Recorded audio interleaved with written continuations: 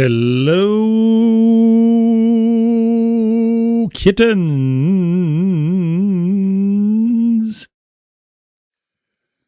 Well. We are back once again,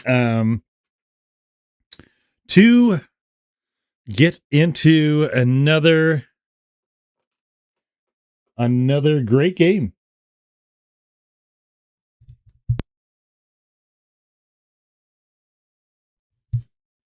Part of the enduring mission was to give voice to great indie games, smaller titles that people might not have heard of, but are still phenomenal experiences. And, to give voice to the undersung. And that's always been a mission ever since the beginning. It is a mission that has stayed front and center, first and foremost. And I was thinking, too, to an extent, that it might be cool to have, a playthrough of every single one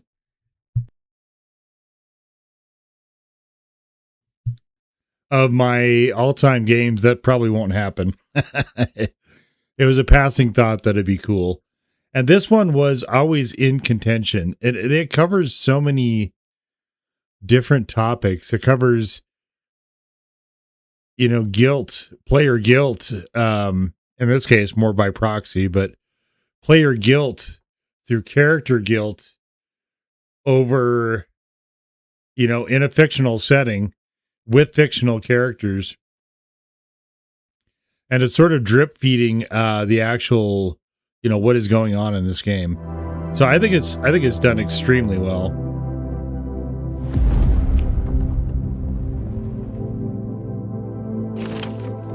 And okay, let's go here.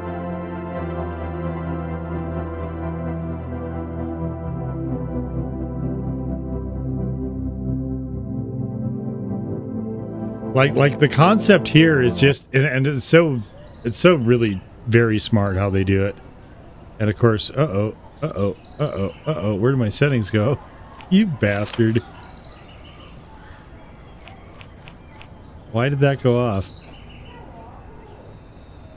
Okay, that was weird. Okay, anyway. So this is one we left off on yesterday. So we have 6 of these things, and there's these little artist photos. And so we're going to get Excalibur. And somebody has written Excalibur into a book called The Black River Drifters. And a lot of this, so they did Thor, and Thor wasn't literally well, it was loosely tied to the Thor mythology of the Nordic legends. This one is very definitely not high fantasy. And actually, it's kind of interesting because this is clearly meant to be a time frame that is set fairly far into the future. And it's fairly dystopian as well. But just kind of seeing how things have morphed, and I don't know how possible, I don't know by what mechanism it got here, but it's very like almost a alt universe, I guess, so to speak. All right, so landing on a metal floor isn't all that great. The lantern is a companion. Oh, hi, Jack. I'm Roderick. Right, it's just been so long, has it? It's been a week, hasn't it, like usual? There's a little setback with the client. No, it's been like an entire month. So what's interesting is that he brings the lantern back to the real world with him, but the lantern does not observe the real world passing of time in the same way. Is that booze I smell? I just haven't washed this jacket in a while. Do you have problems because of the wand? Yeah. Back in business now. Today we're looking for Excalibur. Sword. Are you sure we're in the right book? We're looking for a medieval sword. Very clearly in some sort of futuristic sci-fi setting here. Find out once we take a look around. Intruder alert. Identify yourself or you will be punished by the might of the seekers of the worthy. Let's look around. Voice is coming from a strange face on the wall that peeks out from the cables like a spider in its web. With the blessings of the worthy, I punish all who oppose our mission. Speak your name now. So our name here is Etienne. That's a character's name. Etienne, I shall hear the will of the worthy and decide your fate. Have patience. What the hell is going on? The short version is this is a pilgrim ship. Okay, so this is they called them a lot of things: century ships, generational ships, and so on. They're calling this one a pilgrim ship, which is succeeding generations of people would be on apparently a spaceship. They're very serious and strict, so cut it out with the jokes. I'm not making jokes. So where's Excalibur and what does this worthy have to do with anything? What do you think the worthy is worthy of? Worthy of Excalibur? The worthy is one who could pull the sword from the stone. They're they're flying around the universe on the ship looking for that person. Okay. I remember there was an old legend or tale. I think the new author was also working with the walkers to get the sword. So the idea is that authors will work with what are basically what he is right now, a Bookwalker, to go into past works of fiction and remove different objects. And now it's our turn. The worthy has spoken to me. Tell me, Etienne, are you prepared to join us pilgrims, sailing this black river in search of the worthy, and give your life in the pursuit of our goals? Sure. I, the navigator, greet you, acolyte Etienne. Welcome to our temple and home. Now get to work, as our ship requires constant inspection. Alright, sounds good. Okay, so we have, let's look at the elevator. The elevator connects. Want to go up? Can we go up? Acolyte Etienne, step away from the ascension shaft. You must prove your faith through labor on this deck. Okay. Alright, so we're at the bottom, apparently, if there is such a thing, the bottom of the ship. Let's go look at the navigator. The ship's navigator greets you, Acolyte. Where's the ship headed? Exploring the vast reaches of the Black River in search of the worthy. So Black River, in this case, I'm presuming they're referring to it metaphorically as space. Do you have any clues as to where they might be? The sacred sword will lead us to them. When we find the worthy, they will draw the sacred sword from the stone and guide our people to a brighter future. It's a really interesting idea, actually, of people going into the books and stealing an actual item from the book as if it were a literal thing, and then creating a new thing with it, newish thing, and then having somebody try to steal that thing from the new thing to give to somebody else, probably. So the worthy could be anyone, even me. Let me try and pull the sword out. I know I'm the worthy you're looking for. First you must prove you're worthy of attempting to prove that you are worthy. Right. Study truths, inspect the machinery, and help your brothers.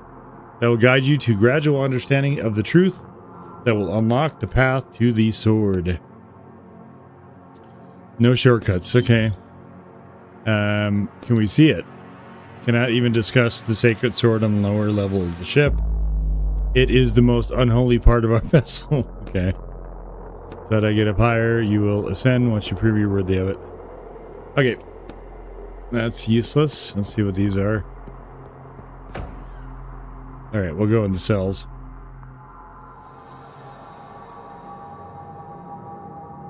And some of the layout here is actually similar to, a little bit similar to some of the other. I mean, it's kind of what they have to do when it's isometric, but... Oh, no, don't go there. Cell A. Okay, so we don't have a card slot. How do we run again? Yes, how are you? Let's talk to our lantern. It's a good time to chat. What do you do when you're not stealing items from books? To be honest, I'm finding it hard to live without books. They confiscated every book I own, so I'll say just sit around now. Sit around? Yeah, sit and wait.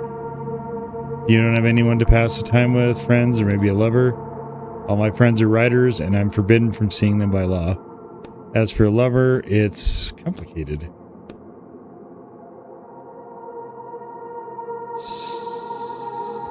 Oh, it's L2, okay. Let's talk to him again. Remember I told you about my neighbor, the writer who lived below me? Yes, and you said the police wanted to question you. Well, it turns out my neighbor, his apartment was sealed off, and I decided to peek inside and find out what happened. He broke into a crime scene. Were you thinking, well, from what I could tell, he decided not to continue. I remember you told me that after serving their sentences, writers often... The police said he just finished working off his sentence, and that's what happened afterwards. There is sort of a dynamic here with the idea of a prison sentence and a sentence as part of like prose as well. I heard that some just go into books and never come back, but others, like my neighbors, still do it the old-fashioned way. Oh yeah, I guess you could escape into books. I'm very predetermined, but I need to finish all these jobs. I don't want to end up like that. Okay. So B, okay. Oh, no. Damn it. Some kind of device. Push the red button. Brother, place a broken object in the slot and will be restored to his former appearance. Sure. An object creation menu appears on the screen. Let's set the side. Oh, this is our workbench. Okay. We don't have anything for that. So this one's also locked. Okay. Right. Okay. The engine room. Let's see what's in here.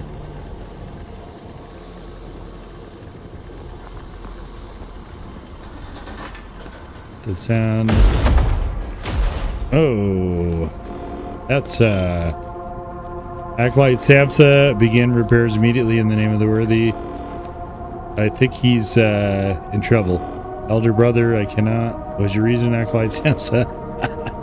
I need help. Still have your limbs. That means you are able to do the repairs. Dude, I cannot stand. The dude just got blown up. Something pinning you down, Acolyte Samsa. I must have internal injuries. My ribs. I understand. You have lost faith in the worthy. May you not fear the disillusion on your path. Remove them from your brotherhood.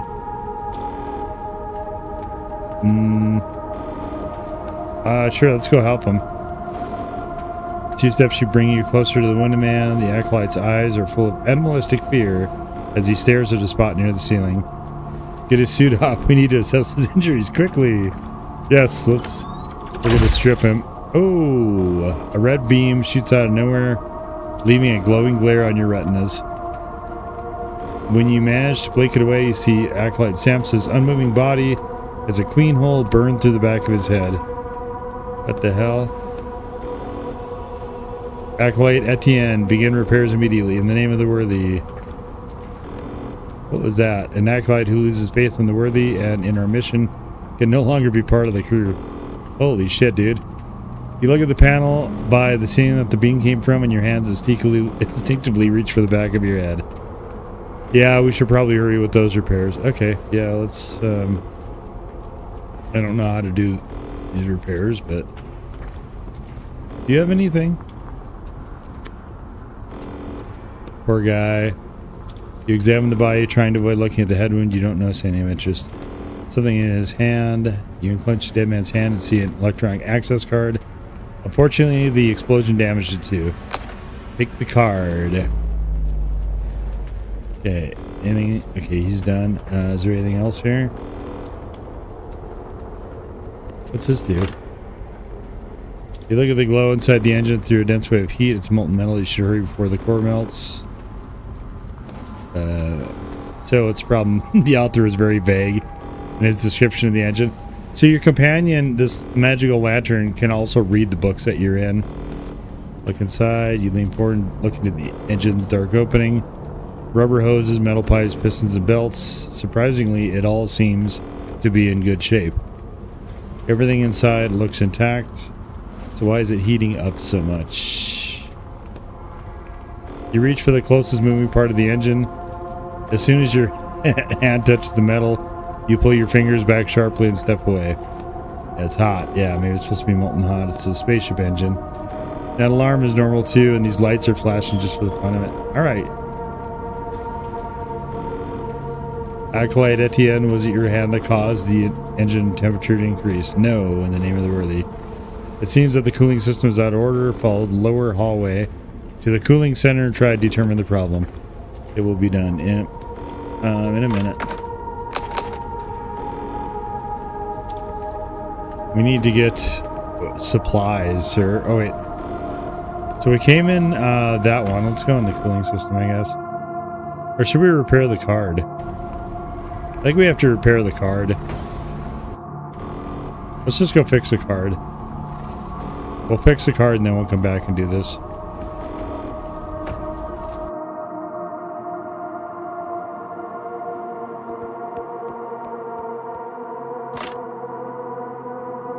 Alright, let's put the access card.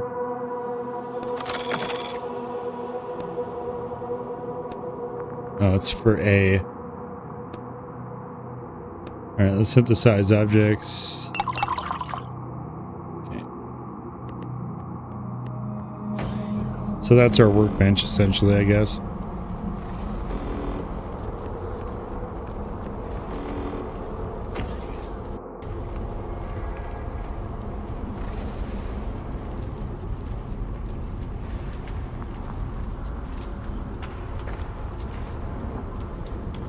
Okay, what do we got in here? Our cooling system. Examine the equipment. The pipe is broken. The water is turned on. What do we do? Let's close the water valve. Let's disconnect the broken pipe. Okay. Put in our... Okay, look, can we actually just go make the thing fix it? Let's see if we can fix it and then just replace it, maybe. It's been a while since I played this game, and I don't remember everything.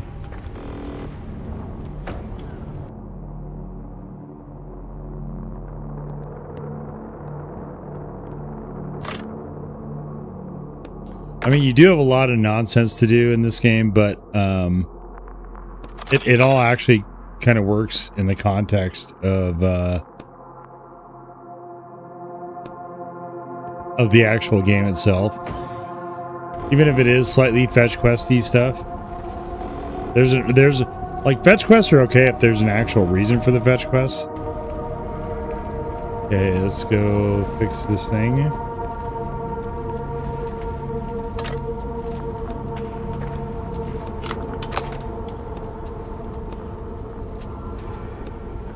We need to open the water valve. Go take another look at the engine now. No, I don't want to.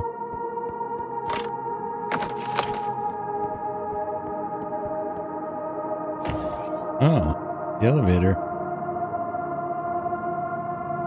Oh, interesting. Okay, so that's where that is. Oh, we need to go back this way. I think we can go into A now, so let's do that while we're here.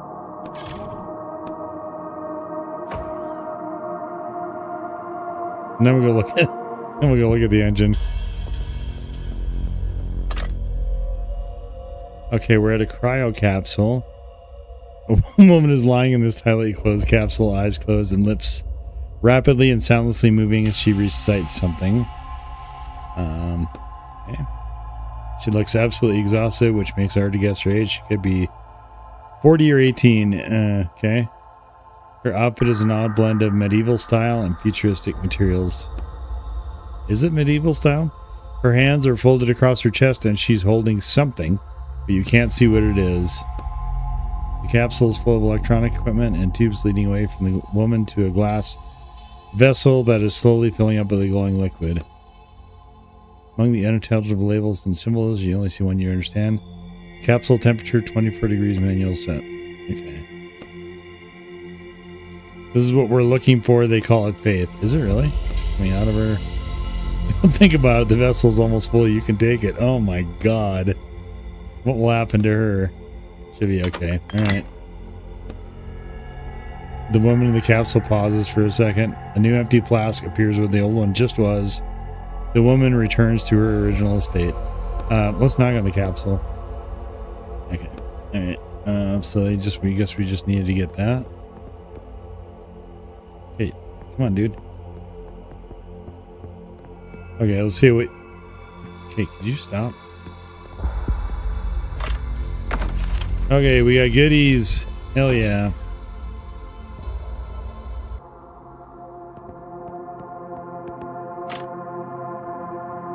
Alright, let's do some synthesis. Alright, we can do a space multi-tool. We'll do that.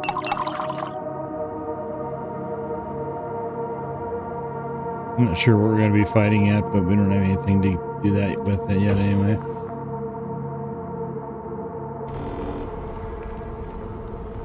Okay, let's... Oh, shit. Okay, let's go... we need to examine this, whatever this is. Doesn't look like it. Okay. The cooling system is steadily pumping the ice mixture through the pipes. The engine isn't radiating heat like before. You can touch the outer panels with your hand. We fixed the cooling system, but it looks like there wasn't enough. There's some kind of button we need to push. You inspect the device with an experienced eye, but you don't see anything that even looks like a control panel, button, lever, or ignition keyhole. Call a navigator. In the name of the worthy, I ask you to start the engine. It is not to me you should direct your prayers, acolyte at the end, but to the worthy. I am just their servant. Worthy, I pray, start the engine. You clearly have not managed to learn the litanies yet, so I will help you, newcomer. Repeat after me. By the will of the worthy, I pray for the flame to obey my will and activate this mechanism. By the will of the worthy, I pray for the flame to obey my will and activate this mechanism. Something inside the engine starts rumbling, discontentedly, gaining momentum. Suddenly, a shrill noise fills the room. Acolyte Etienne, you do not have enough faith. I kind of got this jar of it. My faith is stronger than ever. I believe in the worthy with my whole heart, my whole soul, with every cell in my body. I believe. Oh, suddenly a compartment opens on the side of the engine, and with a soft hiss and a cloud of white steam, an empty compartment designed to hold a cylindrical flask appears. I speak of something else. Place a full vessel of faith in the compartment so that our temple may continue its journey. This is an interesting idea to make it all like this sort of religious cult type thing for a century ship. You take the flask of faith you got from the cryo chamber out of your pocket. Because like ships of this type would require a great degree of science. Trying to integrate religion, which is essentially anti-science, into everything is it's an interesting approach. Okay, indeed it is. It's enough. Flask fits perfectly in the compartment. You push down a little harder and it gently settles deeper into the machine. As soon as you take your hand out, a thick round hatch cover slides over the compartment. You remember how it went? Something of flame mechanism. Oh, don't forget the worthy. Let me just find that part. By the will of the worthy, I pray for the flame to obey my will and activate this mechanism.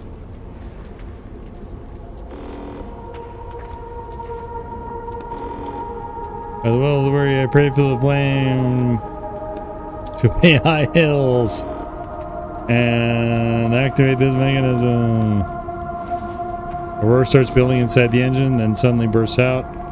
The pistons start moving. A steady hum fills the engine room. May the worthy bless you, Acolyte Etienne. The engine is working correctly again. Your work here is done. It is time for you to ascend. You start looking around nervously, bowing your head slightly. Ascension is the right to climb higher to the middle level of the ship, of course. You may use the elevator to ascend. We still have 2 rooms we need to come back and do, though. And the sword, Excalibur, it is... the location of the sacred sword will be made known only to those who have proven themselves worthy of that knowledge. The navigator's voice is always cold and mechanical, but he says that phrase in an even colder voice. Well, let's go to the elevator then. Alright, we'll do that here in a second. We'll make sure we didn't... I think this is just the cooling system. There's nothing else here. I think we got everything here. Yeah.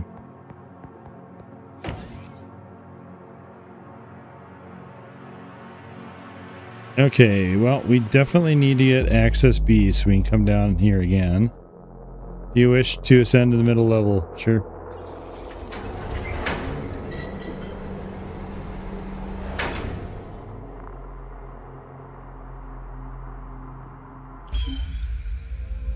Welcome to Earth, brother. Thank you.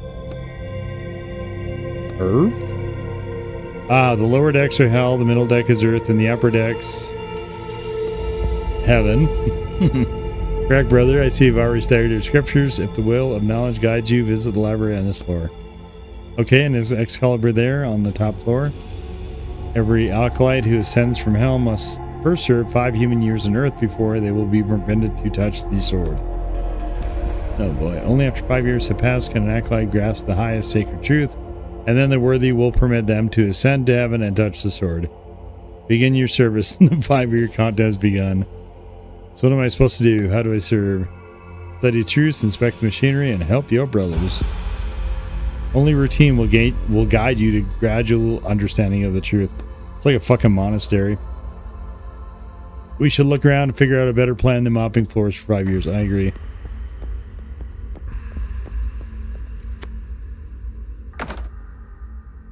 Oh, we can go back down maybe also. Okay, so that's the elevator. What's this? Fire extinguisher. Seems like we might need that.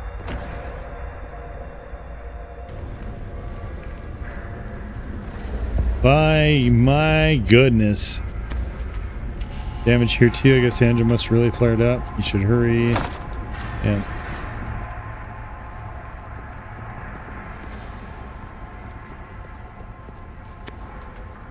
If my hand, O worthy, prevents me from saving you, I will cut it off like a withered root. Okay. The sacrifice prayer. Sure you won't get them mixed up with such strange names? Fuck, dude, who knows? Okay, we can't... Oh, wait. Wait, what is all this? Oh, yeah, a multi-tool. Alright, what do we got? What do we got? Thank you very much. What's in here? We have to get these pipes out of here, I believe. Yeah, that one's ruined. What about this one?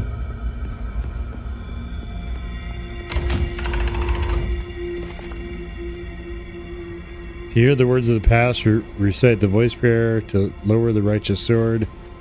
Recite the sacrifice prayer to alter the electrical river's current. Recite the spirit prayer. Okay.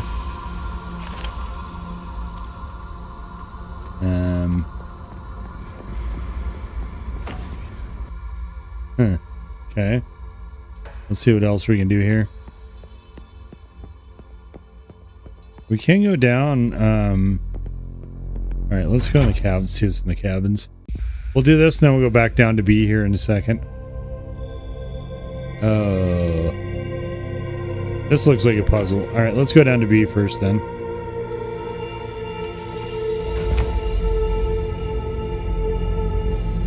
Middle Earth. Oh boy.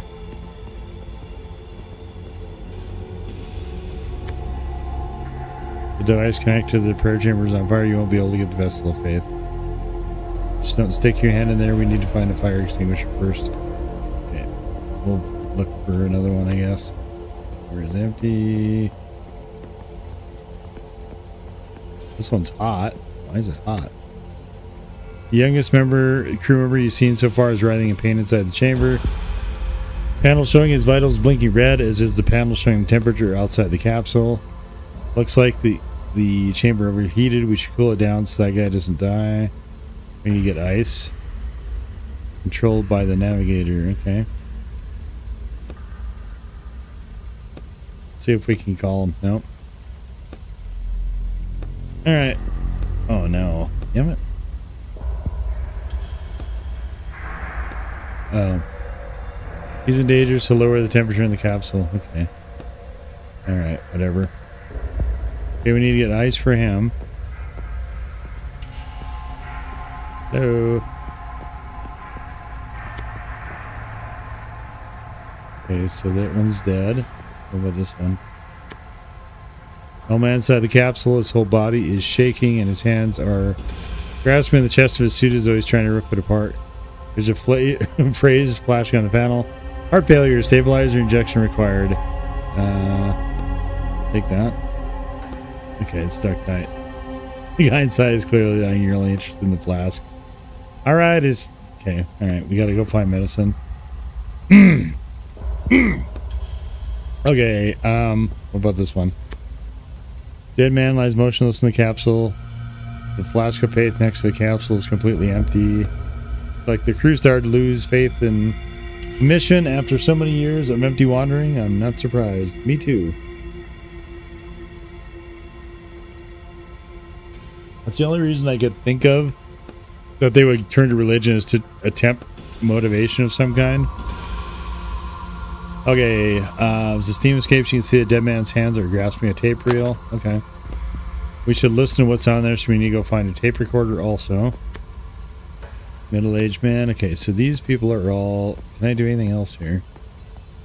Oh, okay, so the ones that are lit are the only ones that are alive. Got it. Okay, let's go down to B. And then we'll come back up and, yes, I want to go down.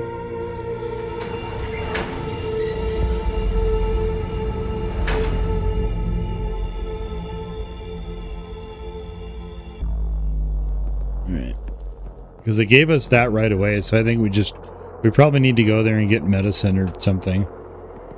Okay, so we have, what's this? B. Which one's this?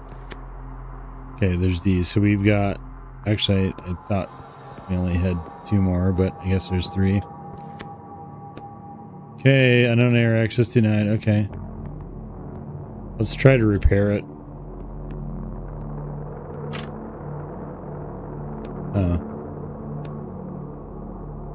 Okay, we can't repair it. Okay,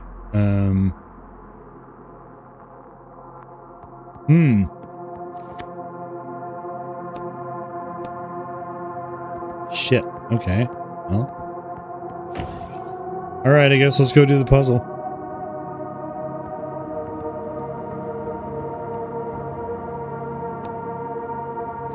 Okay.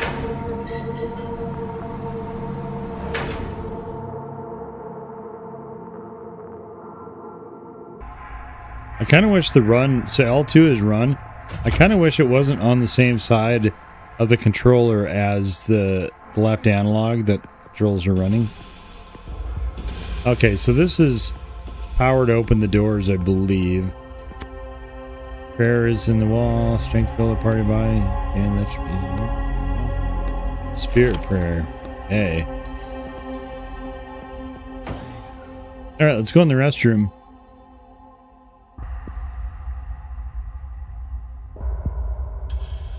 I don't know what to make of this restroom, but I do see an access card I would like. And we've got access card C. Let's go see who's in the potty. Oh, a fire extinguisher. We'll put that.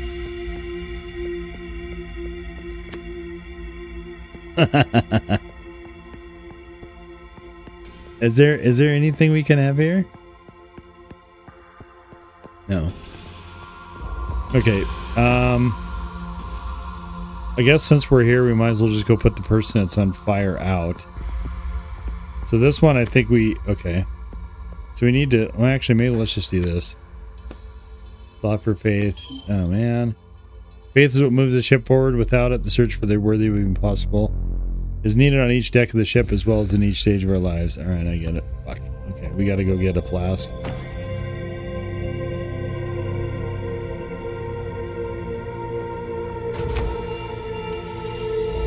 I hope I don't need more than one. Okay, so this one we need to get ice somehow. But let's see, don't put your hand in there. We don't need to do that. Well, I don't know what our hands are actually made of, but our head is like a book. It's like paper.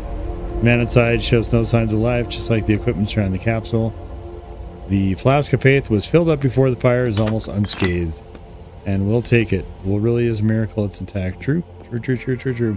Okay, let's go back to see if we can go in to see.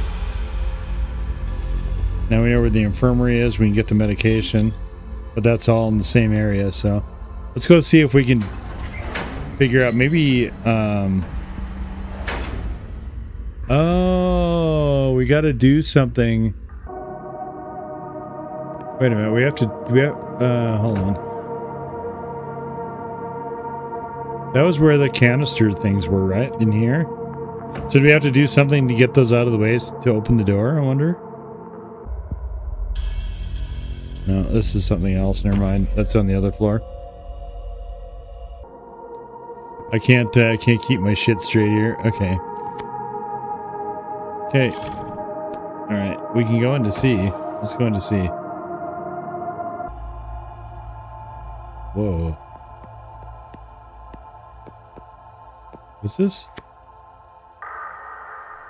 Somebody was living here? Really?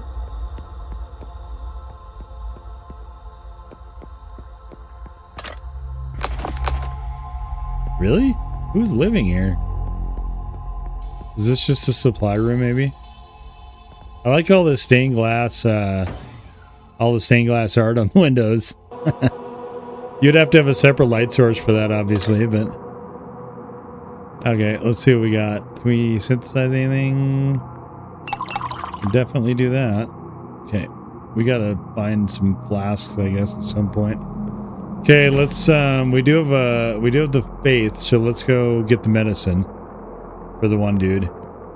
And hopefully maybe we can do all the rooms when we go up there.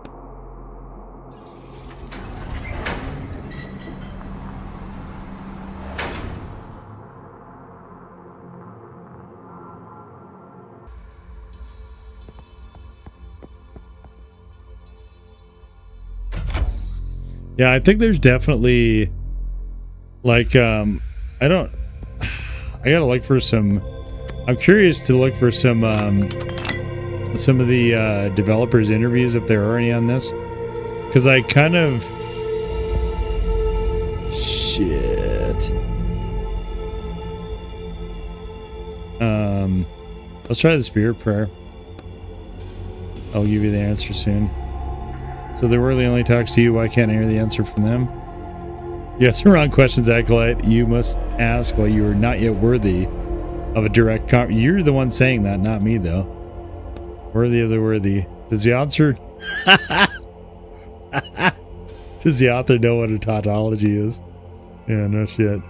In any case, I specifically was created in the supposed image of the worthy, and therefore I receive signals from them. So all the priests are all machines. They're like AIs. You were created. I thought you were human. The worthy has declared their will. You may activate the device. Indicators and messages start to light up. Thank you, oh worthy. Let's study the figures. The energy usage statistics. It looks like the navigator requires almost 70% of the total energy. Of course he does. Him needing so much is forcing them to fly slower than they originally planned. You would think they would account for that, though, before they left. I guess he's just that important. Let's do the infirmary. Okay. What about the kitchen? Okay, let's go in there. Maybe we can get ice.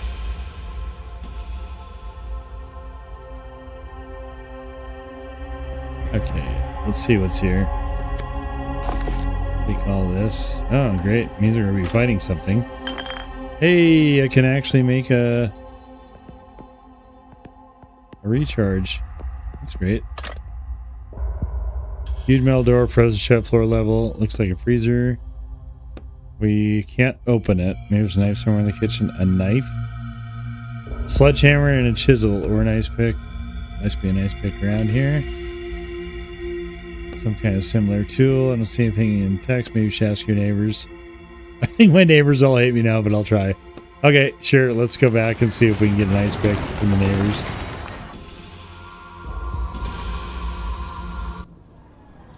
Well, actually, you know, the grandma, she should be cool. She should be cool with us. Why is there fog in my fucking house? Swear to God, this game. Oh, yeah. Okay, is there a nice pick? Is there a nice pick in the kitchen? No. Yeah, what? Okay, guess we'll go ask the other one. Who's there? It's me again. The guy who keeps taking all your shit. Looking for a pickaxe. Do you happen to have one? Pickaxe? What the hell is going on in your apartment? Renovations. More renovations, and where's my sledgehammer? And my shovel. They're fine. I'm knocking down a wall and your sledgehammer got stuck in it. I borrowed your shovel to dig it out. But the shovel got stuck too. Now I need a pickaxe. Or a chainsaw. What an idiot. Just remember to bring it back. Yeah, you're never seeing this again, dude. Thanks, buddy. What a handsome, attractive pickaxe this is. Wow. Let's go to the bathroom while we're here. I don't think we can. You can only go to the bathroom at certain times in this game. Huh? At the time to take a shower. No mirrors. That's kind of interesting. Why are there no mirrors? This one doesn't have any. So we have curtains on this one and we don't have on this one, and they're both facing the same fucking wall. Actually, are there curtains? Hold on. Are there curtains in our bedroom? Oh, there are. Okay.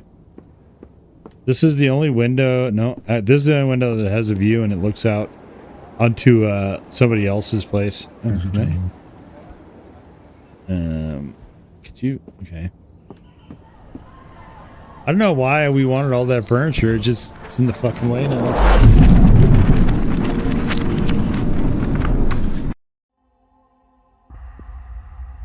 Okie doke. Let me in. Here's a pickaxe over your head. Alright, there's plenty of ice here. Take that. Okay. We need the ice, bro. The ice to cool down something like we've already seen what, but swing the pickaxe behind your back. Let's do that.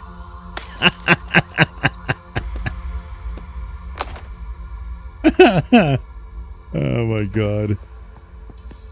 What is this game? Okay. There's a lot of stuff like that, though. That's one of the other ways it reminds you of Disco Elysium, is that there's just a lot of, like, almost grimly funny things in it. Okay, let's go rescue the other guy.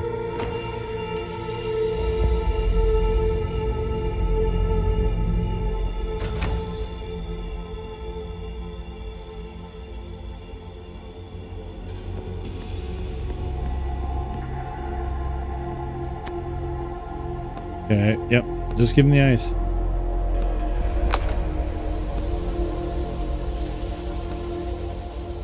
The ends are closed. Okay. So we cooled down the chamber and we opened it, and the guy's eyes are closed, but he didn't suffocate in the heat. Should we leave him like this? Yeah. We'll take the flask. Okay. Alright, sweet. And we just gotta fix the heart attack guy. I don't know how to do that yet. Let's see if we can get into the armory.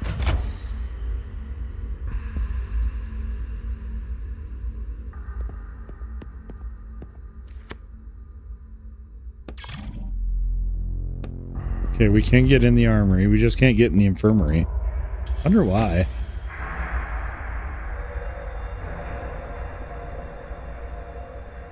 Oh, wow. We have a railgun here. That's cool.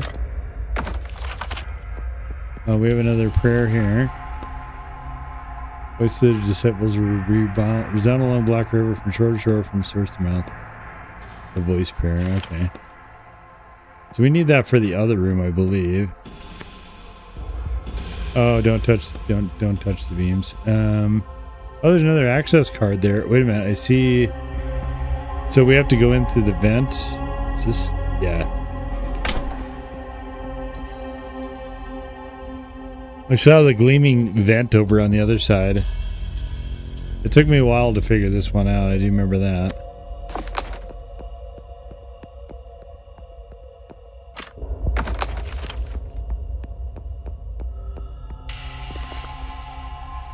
Okay, in unrealized fact, there were a sharp increase of suicides on Earth after our crew took Excalibur off the planet. Yes, I suppose there probably were. Can we not go anywhere else? Okay, let's see where this goes.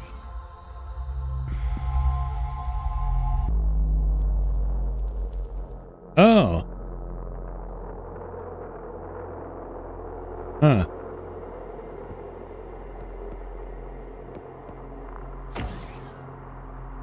Okay. So that's B. Okay, actually, let's go. Just let's go back to the synthesizer.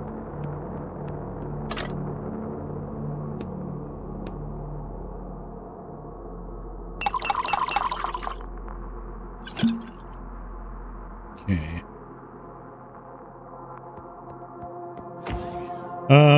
How the fuck do we get over there?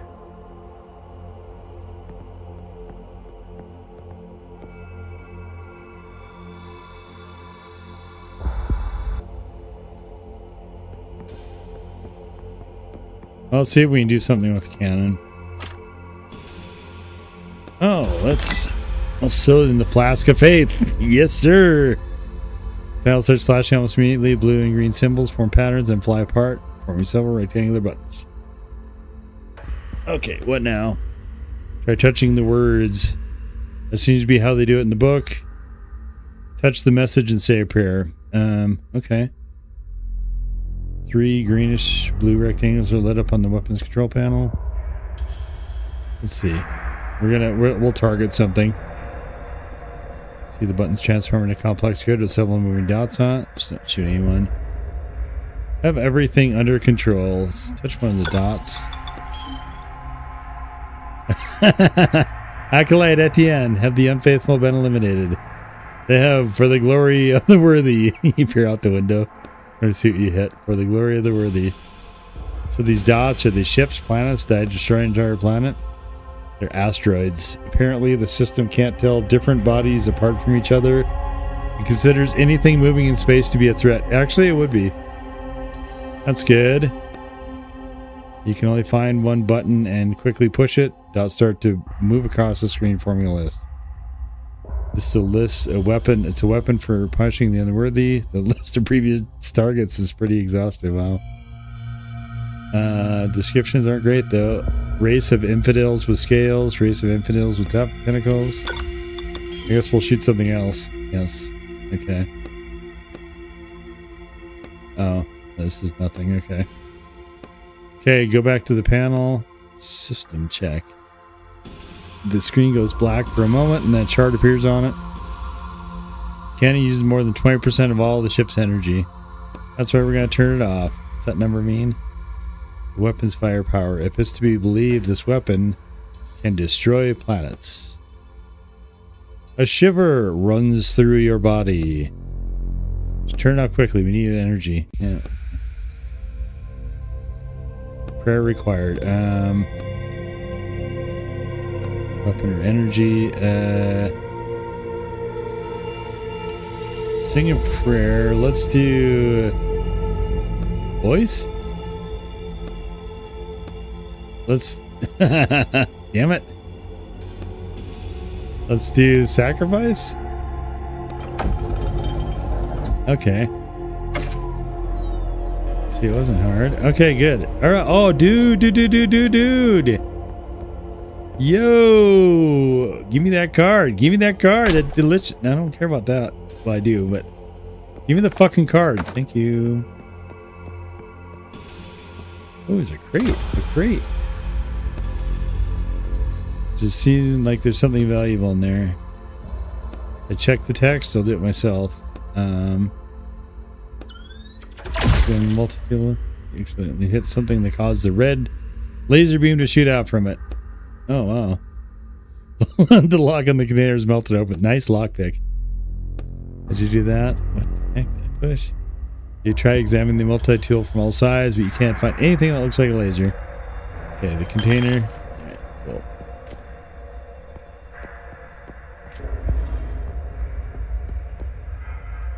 Okay, let's see what's in this one. Oh, we're on the other. Oh, okay, all right. To activate the playback device, insert Faith into the compartment of the panel, brother. Oh, our Faith is okay. We can't do that yet. That's good to know, though.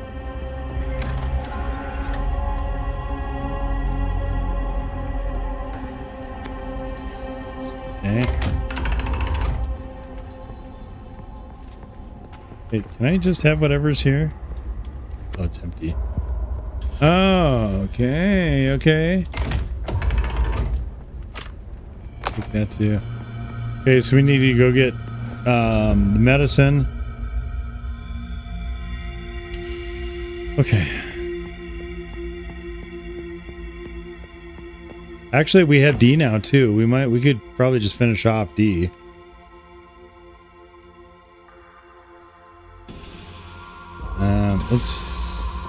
Let's see if we can get into the infirmary. Okay, maybe we'll just do this. So that was in the armory. Okay.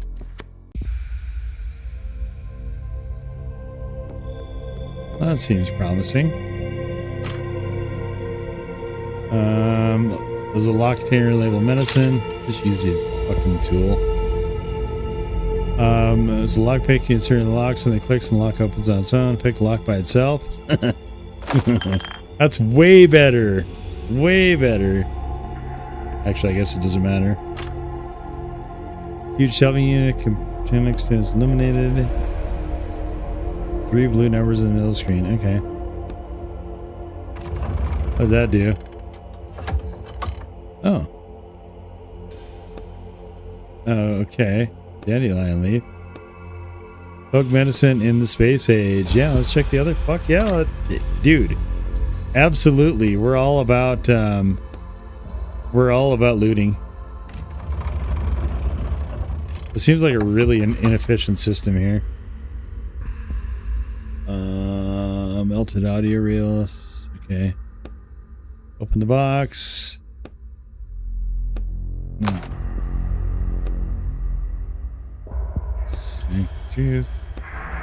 Sacred truth. Okay, yeah. We'll do that in a minute. I want the fucking box, man. There's a sacred box, but there's nobody's head in here. We'd be cool. Okay, syringes with greenish liquid. Stabilizer. And not inject people. You're lucky I'm a doctor, but actually you're not that lucky since I don't have hands. Now you remember something new about yourself. Feel more confident with some kind of spray or gel. Hey, we're going to have to learn a new skill today. All right. Okay, cool. We've got the capsule. No, I want the, can I have that? Okay. Fuck.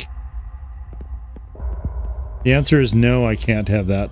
We need to go to D. So let's go. Okay, what we're going to do is we're going to get this guy's, we're going to get his juice.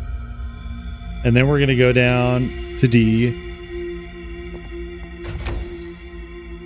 And then we'll listen to all the audio things. Okay, use the syringe. Okay, injecting quickly. I've never done this before. I don't think the needle can pierce the capsule's glass. A catheter to the left of the panel. Stick the needle in there and push out the medicine. The old man's condition starts improving before your eyes. I guess we'll wait. The convulsions stop. His breathing evens out, and his fingers stop tearing at his clothes. Hey, we saved his life. Now can take the flask and move on. Okay. We did well. All right. Excellent. Wonderful. Okay. So we need that for the tape recorder, but we need to fix the tape. So we need to go down a floor anyway. Yeah, I'm gonna go down. So we'll go fix up the thing. We'll make probably another flask.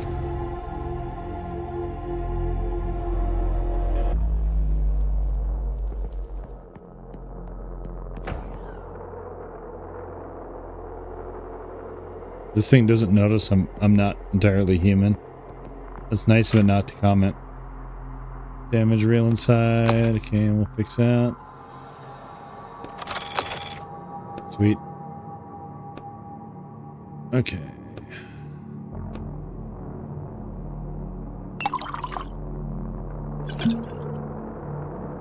I don't know how much fighting we're gonna have to do, but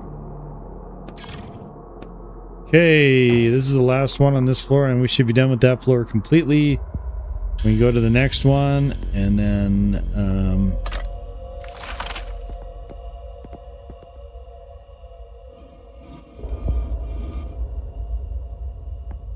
what's here?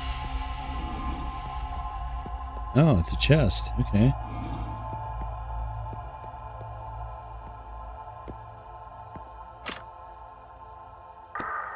Yes, we'll definitely use that multi-tool. I love the multi-tool. I'll take all that too. Why do I have so many medical kits? That kind of worries me. It kind of worries me. Too many medical... Oh, wait. Actually, we'll do this real quick. Well, let's do another one. These only last for the one missions anyway, I think, so might as well.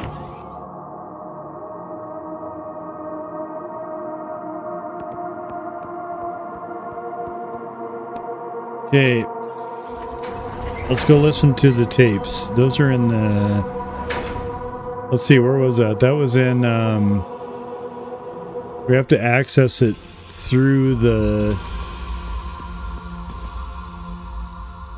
It's in the library. We have to access it through the cabins. So we have to go to the... I think the... Okay, that's great. Go to the armory. Okay.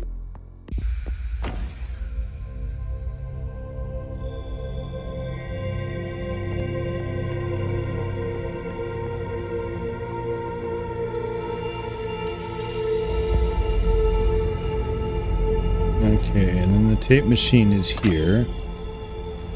Okay, we put Faith in there. Okay, anyway, come on, move along. A prayer. Oh. I guess a voice prayer. You may activate the device. Okay, thank you, Worthy. Use the machine to listen to audio reels recorded by members of the crew. It might be useful information on them. It's an ordinary audio player. Wasn't there anything like it in your book? No, although considering where we are now, nothing could surprise me. Let's listen to the... Okay, let's listen to the restored reel. An old man's weak voice coming from the crackling speaker. O Worthy, I pray to you, it is not your strength I desire. Alright. But the responsibility that falls on one who is bold enough to raise a blade above themselves. The voice cuts out, then you hear the sound of the elevator opening and the navigator's voice from far off. Is this the sacred truth the navigator was talking about? If it is, and we won't have to work here for 5 years. Alright, let's go to the elevator. I think we'll be allowed up to the sword too. No. We'll listen to everything.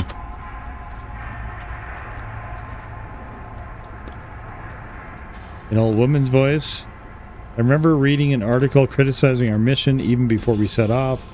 I want to record the author's thoughts before I forget. He wrote about how the sword, which he blasphemously called blasphemously called a hunk of metal stuck in a rock led to the idea of dividing us into the worthy and unworthy. Gradually, people who understood that their chances of being found unworthy were extremely high found ways to avoid the test, coming up with crazier and crazier excuses to keep from being stigmatized as unworthy. This hunk of metal, which allegedly got stuck because of shifting stone slabs, caused a general acceleration in the development of interplanetary travel, which eventually led to our departure. However, sometimes even I begin to wonder. What do you wonder? Is it on this one? Warning, the material you're about to listen to is recorded on Earth, and we consider it to be against our faith and our mission. Your middle-aged man's voice coming from the crackling speaker. In my attempts to analyze the influence of faith on our technology in light of recent events, I came upon an interesting detail.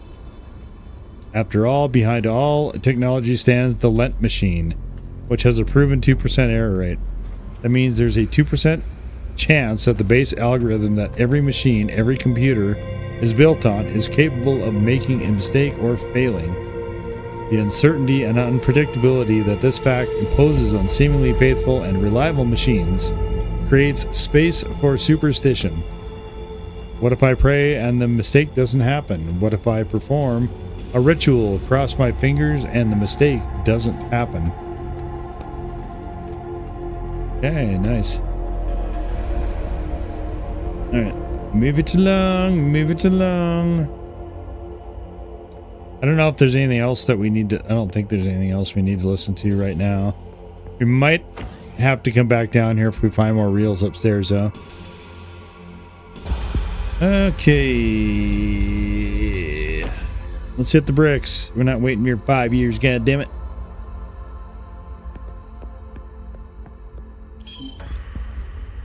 You wish to ascend to the lower level. I believe I have grasped the sacred truth.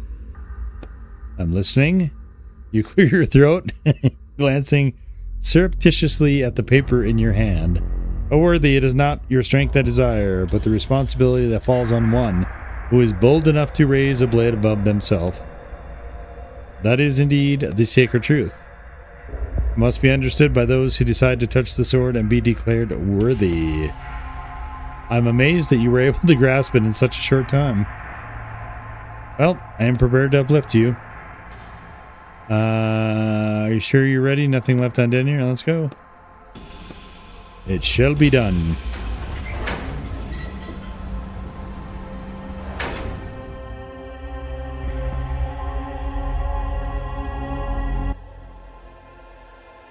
Here we are in the upper deck. Okay, let's see what's over here. The server room, where the Supreme Navigator lies. Acolyte Etienne. What now? You said we could touch the sword. That's true, but you've been given a more important task right now. Go to the Navigator's cabin. We were just there. First, can I just... You notice a panel sliding back on the wall to reveal a weapon hidden within it. That looks familiar. I'm going. There's all this sword imagery too everywhere. It's like sword on every doorway.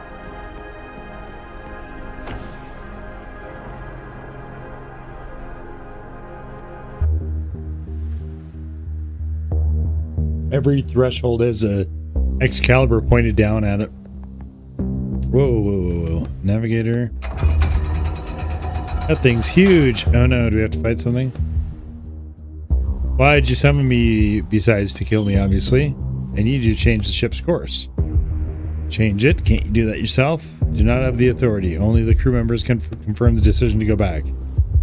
Go back? But what about the search for the worthy? Most of the crew has lost faith in our goal.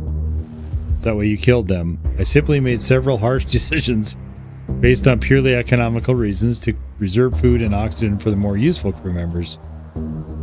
Listen, the only thing I'm interested in is the sword. I permit you to touch it if you confirm our course change. Sure. Fine, what do I need to do?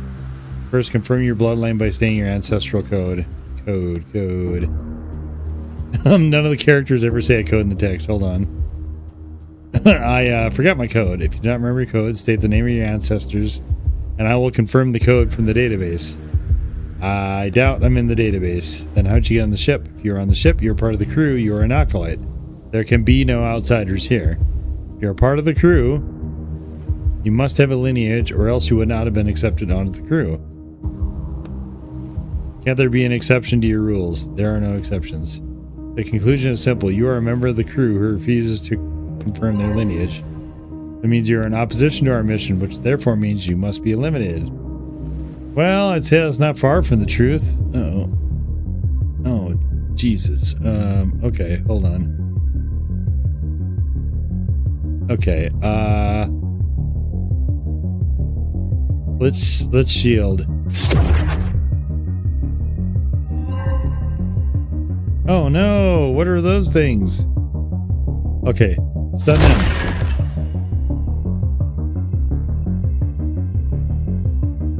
Alright, now let's shield again.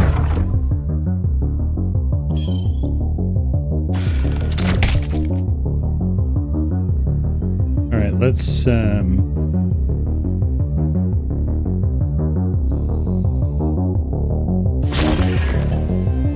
rid of those. Oh man, come on. Let's stun everything.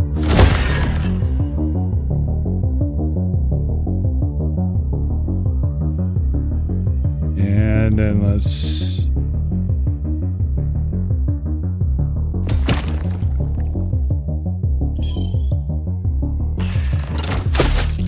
Ow, dick. Okay, now let's go back to draining.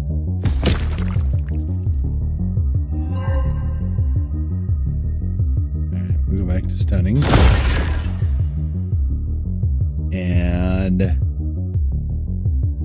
let's slash.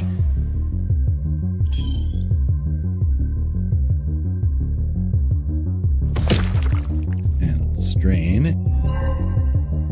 And okay. Okay, then we'll go back to slash.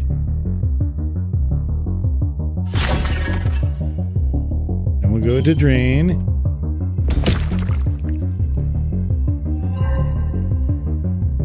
Okay, then we'll go to stun.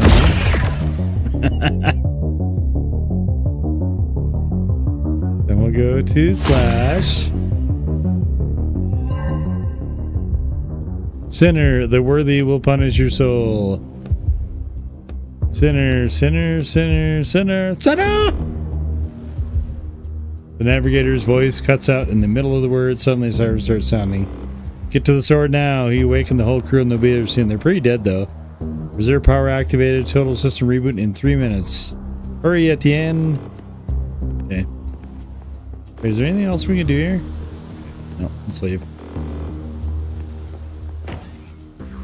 Alright, let's... I guess we need to go and warning, Sinner Rider arrived in on the storm on the upper deck. He's already back up. No time to waste thinking about that. Head for the sword. Head for the S word. Let me into the S word. Uh-oh. Okay.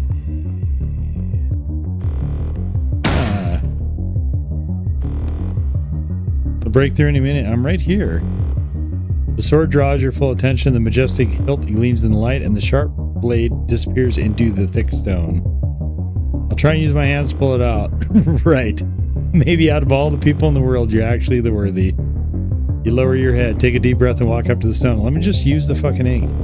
That was sarcasm. Find another way to get the sword out quickly. Your hands feel like they're filled with strength, and lightning seems to flash inside you. You're wasting time. I am worthy. What are you mumbling over there? Can't we use a laser or something to cut it out of the stone? I am worthy. Anyway, your legs lead you forward of their own accord.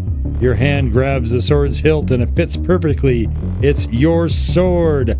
All you have to do is pull it out. And... damn it. Your muscles burn, but the sword doesn't move an inch. Can we please find a laser? Let's yell at it. Something rises up in your soul. Despair? Yes, it seems to be despair. Come on, you hell fiend! Get out of there! Come on! Anger and yelling are a perfect combination, but Excalibur doesn't care. It remains cold, mocking, and motionless. They're breaking the door. They're getting desperate. They'll blow up the whole ship. A high-pitched squeal from behind the door drowns out the siren's wail.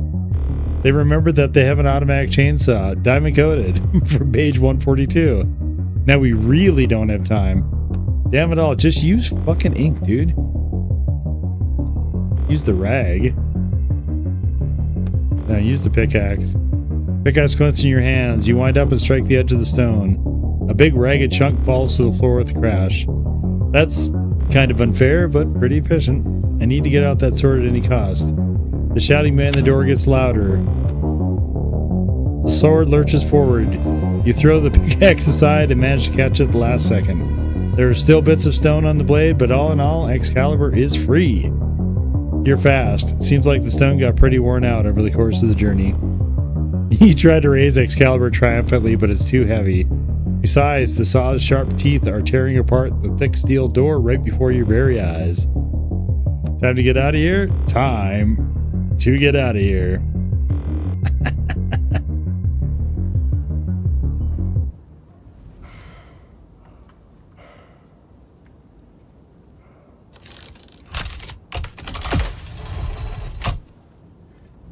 Yeah, throw the crusty out. Oh my god, there's a lot of rock on it. There, you fuckers figure out how to do it. I'm peacing out.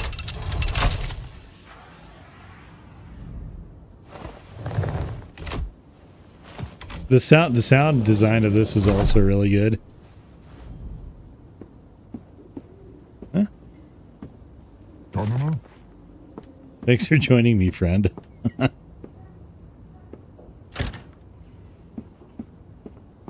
Alrighty, let's move it along. I didn't wind up having to take any flasks at all that time. Did you get the enemy?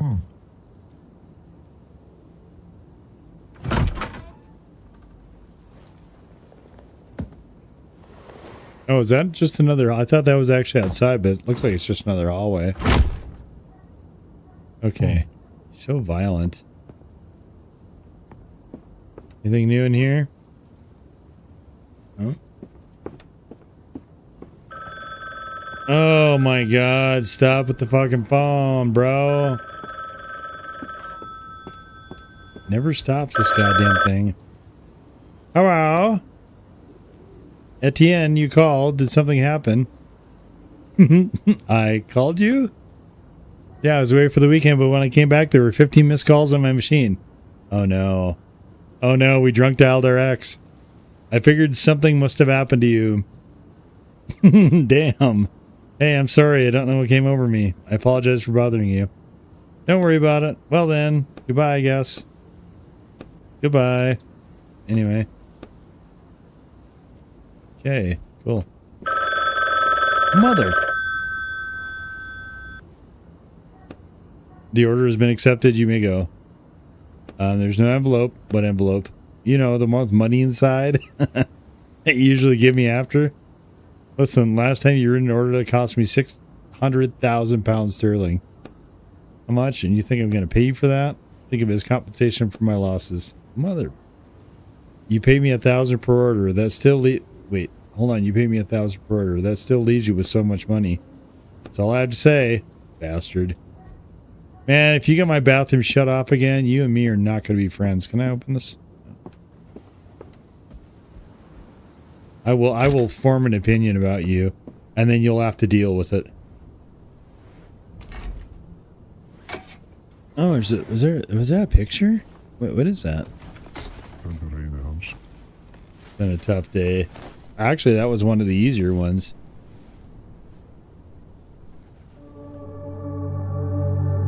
One week later. Oh no! Oh no! Our picture's crooked, our plants are gone. Can we not afford plants anymore? Really? Why couldn't we port plants? Oh, dude. Fuck you and your phone. Bruh. Oh, the plants are out here. Let's see. Interrupted enemy action, increased damage. We'd want that for sure. Definitely, if we can get more damage, that would be helpful. Okay. Let's see. That's a pretty flower, whatever it is. Got some crooked shit on the walls here. Like, why would you have this picture in your house of a fucking lamp? Like, this is almost like a serving dish shade, too. Okay, what else? Oh, what's this? We got plants out here. We took them out of our bedroom, I guess. What's this?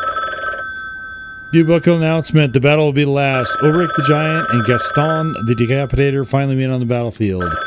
Each has total faith in his victory, and each one possesses a mighty artifact. Can Excalibur take on the Hammer of Thor? Oh my god. You'll find out for yourself in the latest book from the author behind the bestsellers Sweeping Strike and Sweeping Strike 2. Take Torf. And may these heroes strike the win. Yes, yes. I hope they do. Mr. Quist, I would like to congratulate you on your purchase of an apartment. You are not the best of renters and were constantly late with payments. However, when you told me you were prepared to purchase the entire apartment, I was overjoyed. I'm delighted that you have a new source of income, since as far as I understand, you no longer write for a living. It seems you made the right choice. I wish you good luck. Mr. Askold Bermendal. Can I go in here? Why would the ringtone change because I opened... Dude, what the fuck? I'm just throwing shit on the floor? Ugh. Put the curtain rod up at least, man. This one's facing a new direction. Where's our guy? Where's the guy? Is he in here? Hello. There's a job. I'm ready. Anything else? No. Okay. The order's at your door. He sure is strange today. Yeah. Why is he all pissy? Oh, what's in here? Okay. What are we... I'm not sure if like the plants are supposed to be symbolic of something or what, but we got plants out here too. Jesus, there's plants fucking everywhere. I buy the apartment that does not come with a kitchen, or sometimes not even a bathroom. Okay.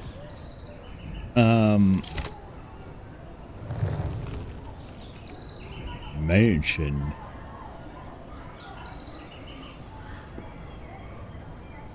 By Helena Rossberry. Let me go see if there's anything new out here. I don't think there is. Oh, this is open again.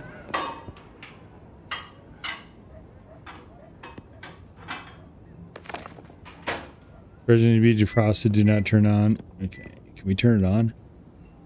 Not doing the goddamn dishes. Let's knock on your door. Knock. Oh, we can't knock on your door. Let's go downstairs and see if anything's happened down there.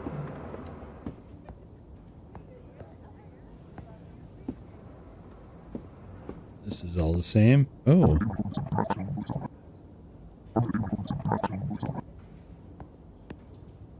Can't go in the hallway. We have a very, very limited movement in this. This graphical style is so wacky. Okay, let's see what it is. The contractor agrees to infiltrate Timeless Mansion by Helena Roberty and extract an item, the cursed clock. The client agrees to pay and negotiate some element of the contract. Okay. Oh, this is interesting. This is like markered out for some reason. An excerpt from a review, fresh and original as always. Nowadays, there really aren't enough authors who are this original and can also release books so fast. Okay. Oh, it's a large object, whatever it is. Okay. All right, into mansion we go to go find a clock. Oh. This one I kind of vaguely remember also.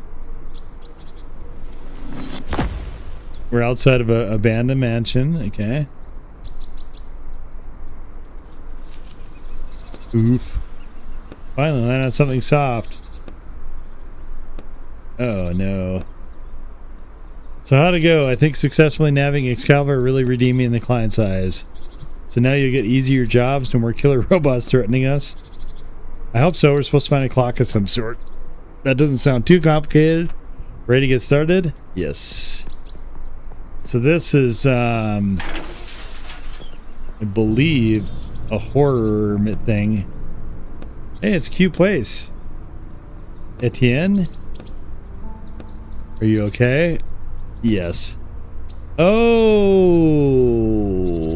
I smell some backstory.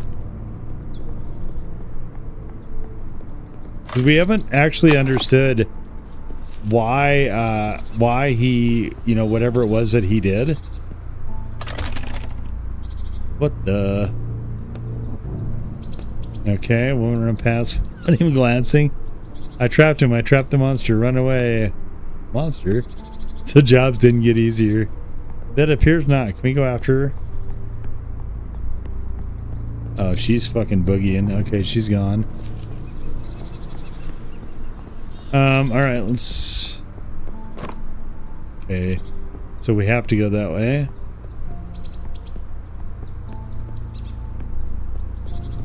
Okay, could you go in the fucking hole?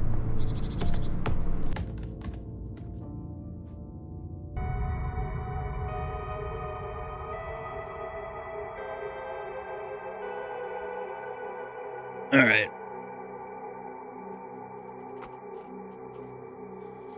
Oh, we are in somewhere really hammered. Okay, so we got some pallet. I don't know why there are pallets down here. We have a room staircase. We can't get up there, I guess. Those don't look like stairs, but old rusted pipes. One of the pipes is dripping. Actually, the water is full. I'm flowing out of it. Too late to save this pipe. Yeah, damn it. Okay, let's go in the jail door.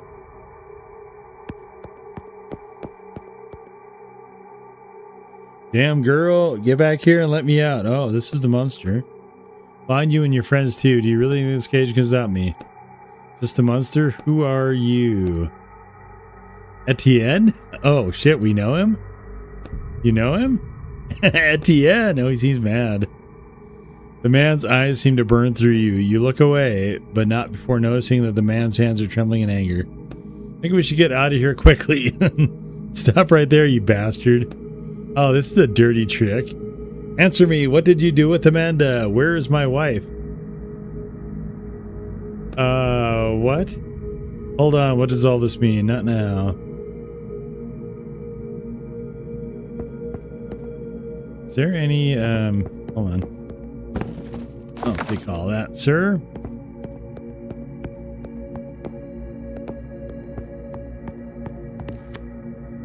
Yeah, we're not gonna open the door. Fuck this guy. Okay, hello. Does this, I think this might have something to do with our crime. I don't remember. It's been, like I said, a really long time since I played this. Okay. Okay, there's a door there. Boarded up windows. Okay. A blocked door. Okay. Did I really look at the cabinet? I don't think I did. Okay. Okay, so the clock.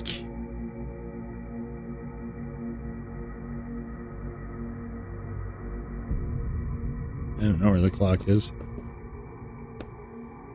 Why does that fellow in the basement know you? This book, I wrote it. Oh, we're in our own book? Yeah, what do you mean? I created this mansion, but I was arrested before I had a chance to finish the book. Whoa. So how'd your client get the book then? Yeah, no shit. We've only been stealing from books that are on the market. I imagine the rights to it went to my publisher and they decided to have another writer finish it. So that's why the dreadful man in the basement knows you? You created him? Yes, but not like that. It was a story of a generous aristocrat who lived in a beautiful mansion with his wife. You definitely wouldn't catch me writing about a murderer in a blood-soaked basement. Do you think the new author changed a lot? I think so, yes. Who is this Amanda he mentioned? Is she here somewhere too? She's not here anymore. It's best if we talk about that later. The clock wasn't meant to be here either. This clock, it's like a sundial. Let's take a look since it's what we're here for. Okay, you see an ancient clock. The steel frame around is covered in small inscriptions, some of which are impossible to make out. Something written here. The clock master's lifetime. Something with time on the clock itself. It's too bad it stopped. I'm guessing we need to bring back a working clock. At the end? Yes, a working one. You notice 3 huge holes in the mechanism. There are 3 gears missing. We'll have to search the whole mansion. Well, you should know your way around her pretty well since you created all this. Are we at the end of the book? That's right, the plot has ended and the heroine managed to lock the monster in the basement and escape. Nothing else happens in the plot after this. A happy ending. We need to go back somewhere on page 150 or so. That's where the mansion will be in the best shape for us to search it. Even the staircase is in ruins right now. I didn't know you could do that, so we were going to jump between pages. Jumping is the easy part. The hard part is landing on the same spot on another page. Yeah, I imagine. If I miss or end up between pages without my powers, it could end badly. Should we risk it? Not yet.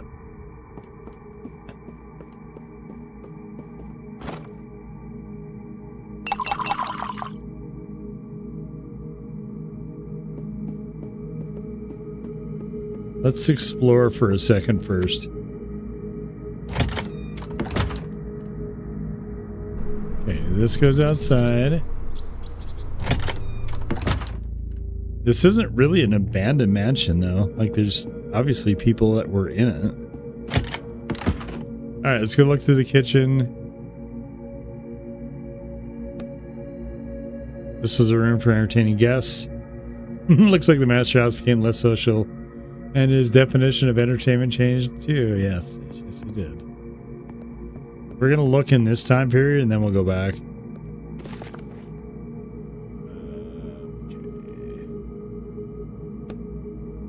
We don't have a knife or a multi-tool. All that.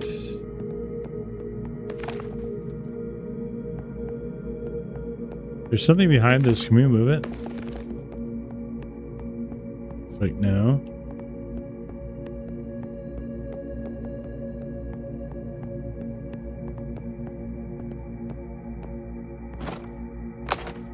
Okay, let's go see if we make a tool yet.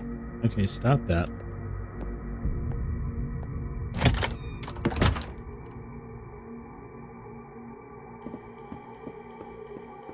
Then whoa. That's a portrait of the house's master before he changed. Okay. Oh. Crowbar, lockpick, pliers. Okay, so pliers looks like the thing that we would want first. Oh, 1995. I think it works. Yes, I think so too.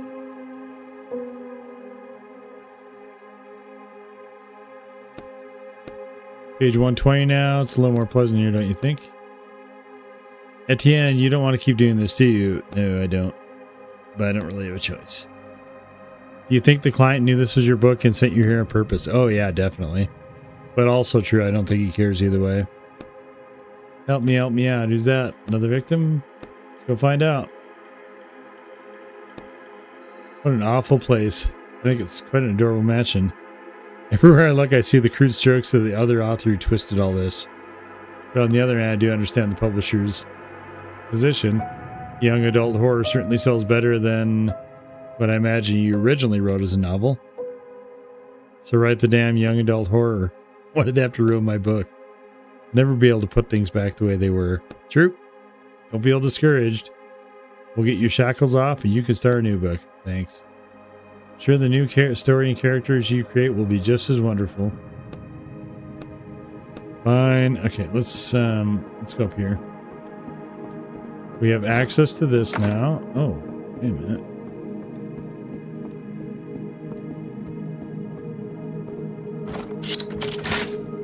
Oh, okay. Let's see. Oh, bro, where are you going? Don't go there. Okay, let's go. Let's go back to the kitchen.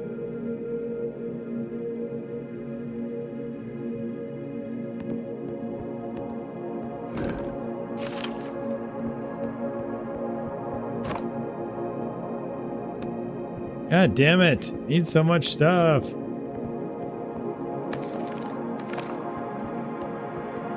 Okay. Okay, we got everything that's there. Went up to the main hall. Let's see, we went up there already.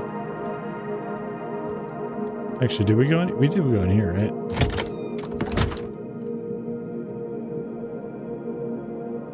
Oh. Okay.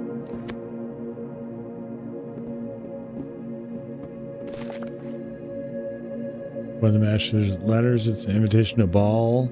Okay. Let's go in here. Mansion Master Study. It's so sparse. Apparently whoever rewrote your book didn't know much about creating pleasant settings. Fruit. I don't think it's all that bad.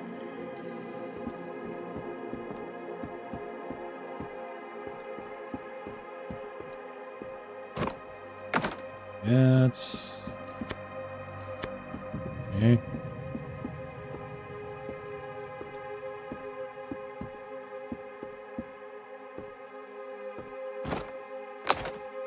That's Jesus.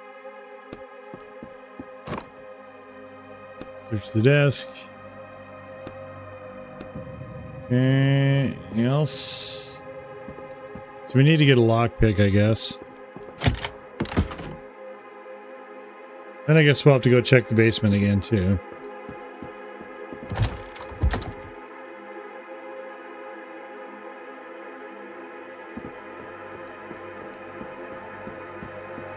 It's got some very interesting, tense type music going on in the background. So we need tools.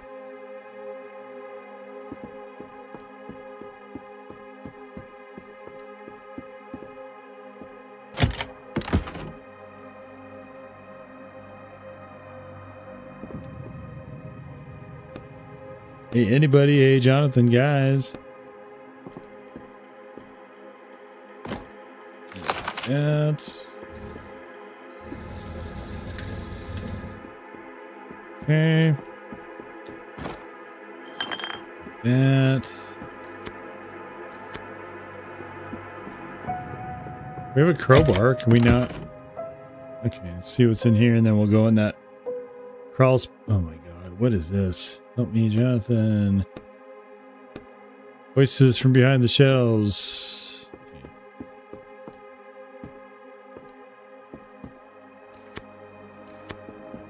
Oh, we gotta move this.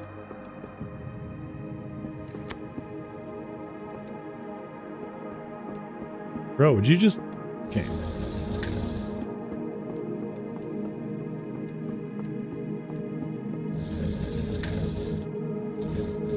Would you? What are we doing here? Can I not move it this way?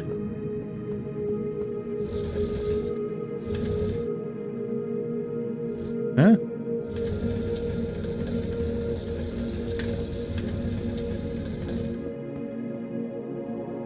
Okay.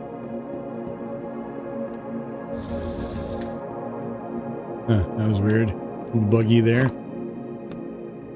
Nothing of interest on the... Okay. Oh my god, who are you? I'm here to help. Help my hands. How'd you end up here? My brother and I are looking for something. Oh my god, Jonathan.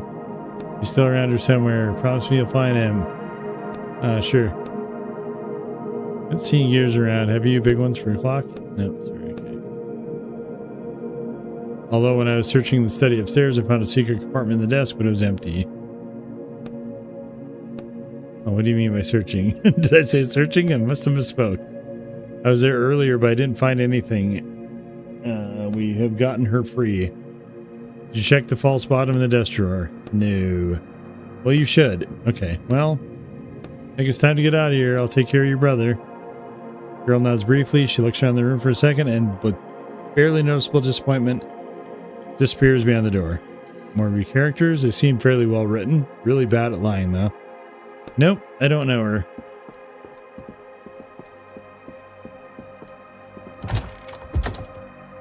Okay, so we need to go back to the study. Actually, let's go in here.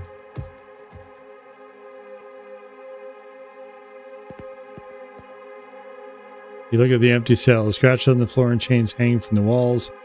Make this a frightening place, even without. Wonder where the monster is in this house. Better off not running into him. It looked like he was ready to kill you right there and then. Do you think the new author made him like that? No, nothing's changed there. But he's not supposed to hurt the other characters. And this change in him bothers me. Okay, me too. There's our lockpick. Anything in here? Crowbar to open those. And we've got... Oh, okay. Great. Let's go over here. Okay, see if there's anything here.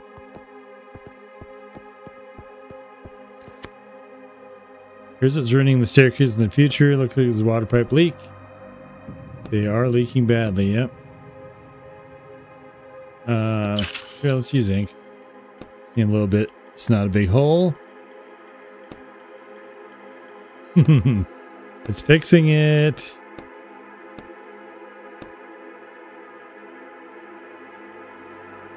Uh-oh. Yeah, it's best not to show what it's doing to us. Let's go check on the staircase in the future. Hope this works. Yep, me too. I really do. Sure. Okay, we are going to go to the study first, though. Study was... Let's see, where was the study?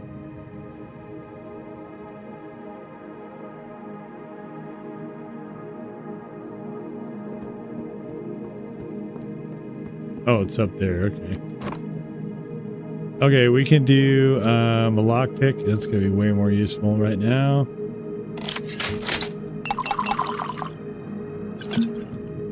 That's always good. Okay, let's go see if we can find some more tools. Let's see, we need to go... Was there a cabinet in here or was it upstairs? I can't remember. I think there was one in here. Yeah. And this one we already got. Okay.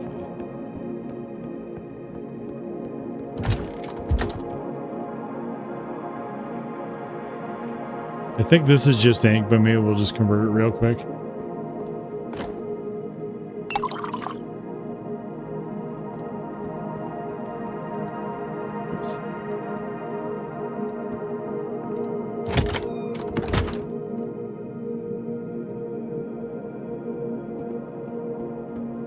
Is this the study? Yeah, this is the study.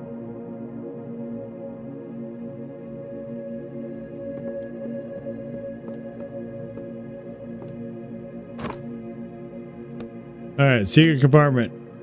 And go.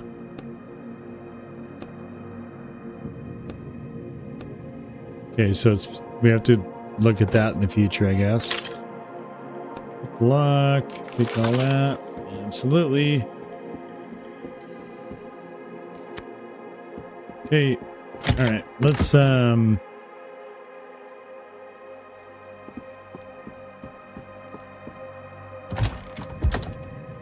I guess we need to go back in time now.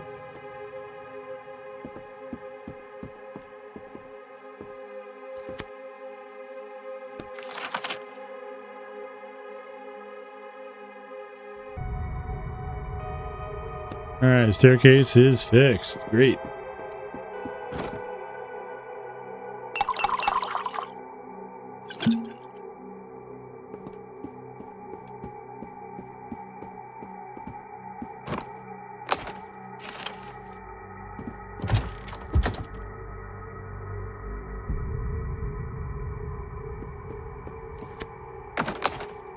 Oh, shit. Okay, well, you know what?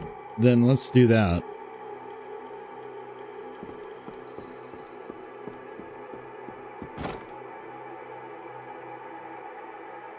Oh, I thought I had enough tools. Damn it.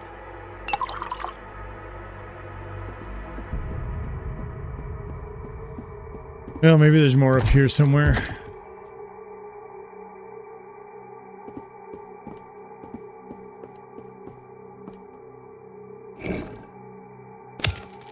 All right. We got the chest of drawers. Sure, let's take that. You can't do anything with the picture.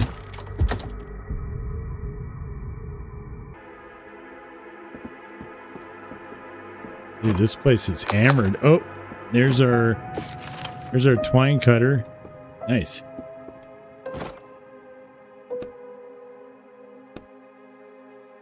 Okay, we got that. Take the gear. Sure. Let's go put in the clock. Hell yeah. So much to do. Yeah, there's a lot to do. Okay, so we're gonna do we need to go get those papers up first. A man is standing in the hallway holding a strange walkie-talkie and flipping various levers on it. Mariah, come in. Damn it, Mariah. The only sound coming from the walkie-talkie is static. The man taps it angrily as though hitting it will help. Damn, I think he's policeman's hat. The man suddenly turns around and you see that his face is made of paper. Stop right there. Oh shit, he's a cop.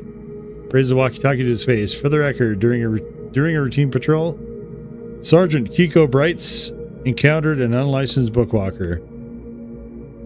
To hell with you, he notices the walkie-talkie still isn't working.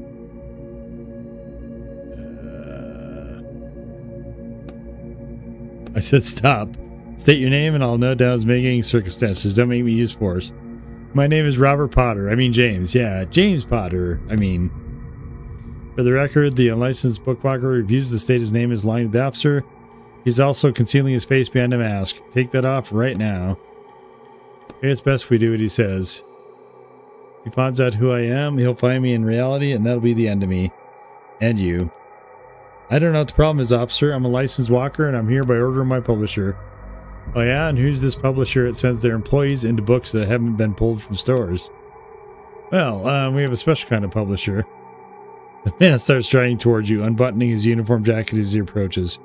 You raise your fist, preparing to defend yourself. It's too bad Mariah is not here. She really loves beating up thugs like you. For the record, commencing neutralization. Okay.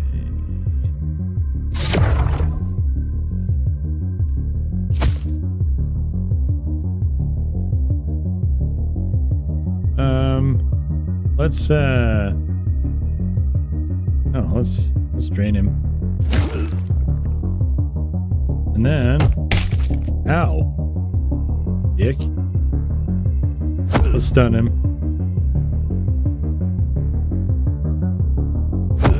Let's stun him again. No, now let's slash. Yeah, let's slash. Now, let's see, ow, dude. Let's drain him. Motherfucker, you. The man looks at you angrily.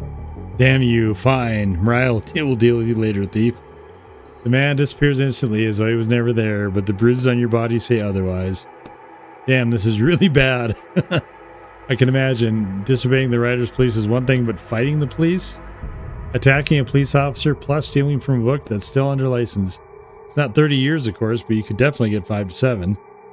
So not even close to what you were accused of? What in the world did you do, Etienne? Hold on, you all said you hadn't finished the book when they arrested you, which means something happened here in this mansion. It has something to do with the mansion's master and someone named Amanda. How about we get down to business before that policeman gets back here with backup? That's probably a good idea. Let's see. Let's take this. Take that too. Need to go back to full health. We're fine as far as the...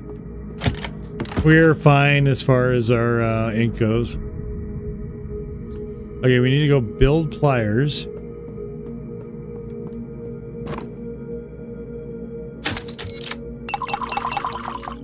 Okay, might as well craft this. Alright, let's go look at the bundle of letters next.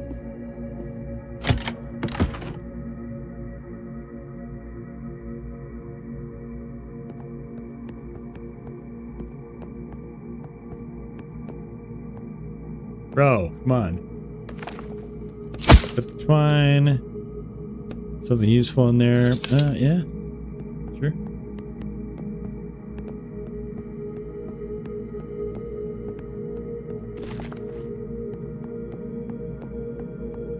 Something behind that we can't get to yet. Alright, let's go through this in the clock.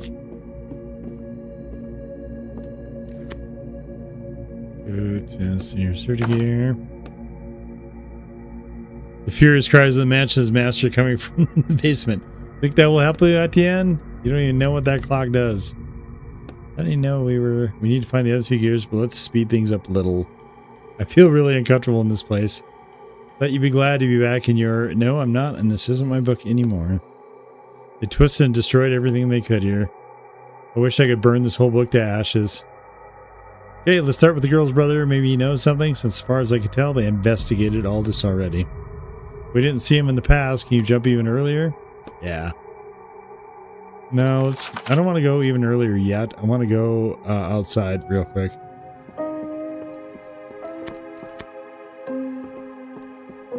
Oh, we can't just unlock it? Okay. Alright, let's go to 1990. Because today is our lucky day. So many jumps and we're still in one piece. Maybe it's because you're so skillful. Stop it. Hey, sorry, I'm just trying to lighten things up a little. Thanks for trying. Okay, this place is interesting.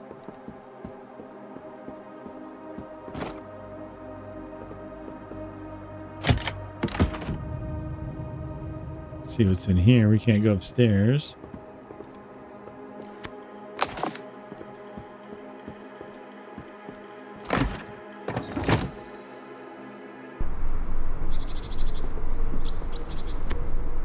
Can you jump it? Look at a thorn bush. Oh, we look for something to pull the hole like planks. Okay, alright, sure.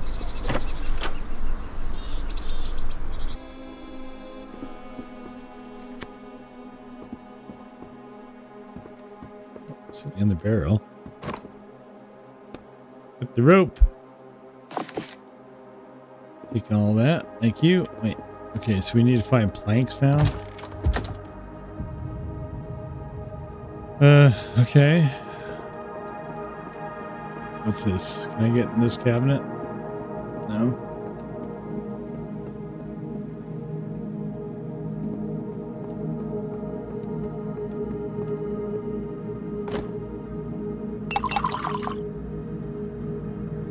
Okay.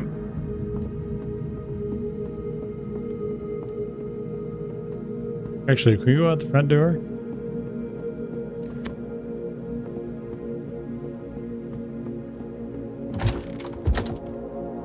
Okay.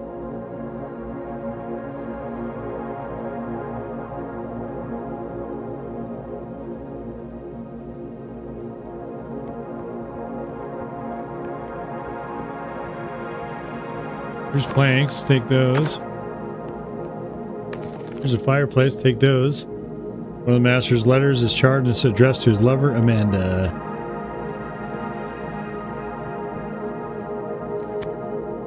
What's this? There isn't supposed to be a passageway here. Guess the master's building a secret room. The mansion's master wouldn't tear this wall himself. He's a well-off aristocrat. His servant should be around here somewhere. It's probably their work. I don't see any servants in this time. Looks like the new author took them out of the plot. Do you think they put them in another book? Of course not. Maybe. No one in their right mind would take a character out of a book. Oh, is that what we did? We took her out of the book? Maybe. That breaks one of the most serious writer's laws. They probably just got erased. We need to search this place in different times since there might be a secret passage here. Alright. Okay. Okay. So that's the serious crime. So is that might have been what we did. Interesting.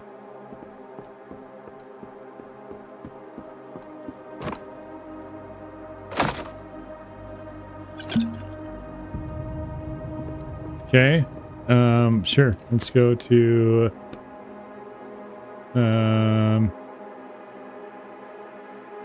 2000.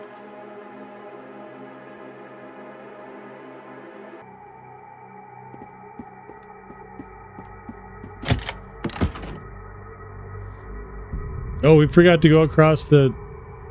Fuck. Okay, examine the painting, move the painting. Okay, whatever. Alright, let's go in the secret door. Whoa, there's a bunch of letters here. Charred love letter addressed to Amanda, signed by Etienne Quist. Whoa, wait, is this like self-insertion? What?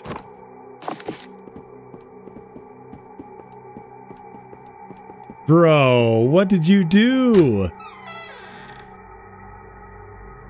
What did you do?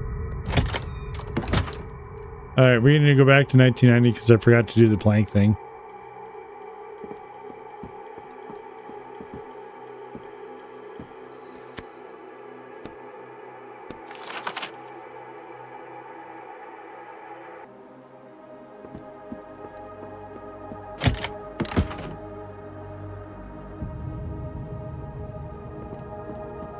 This is so cool, just fucking around in all these environments.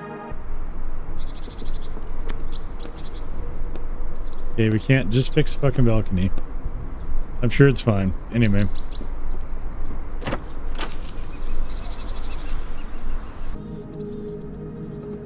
Okay.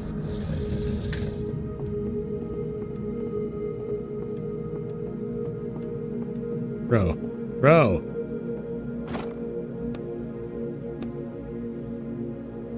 See, so we assume the author writing someone's books, Elsa's books, isn't particularly intelligent. And it's obvious. Okay, another false bottom.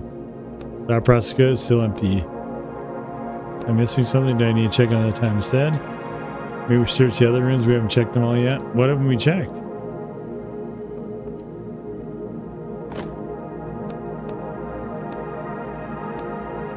Okay, so we need to...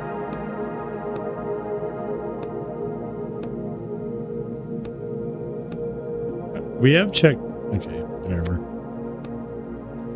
Yeah, let's take the key. Okay. I don't know if we need it, but... okay, let's... Okay, I guess let's go back to... 95. That's so...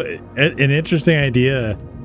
That they're having police actually patrolling inside books. It's such a wacky... premise. It's deliciously wacky. Okay, we're in 95, I think.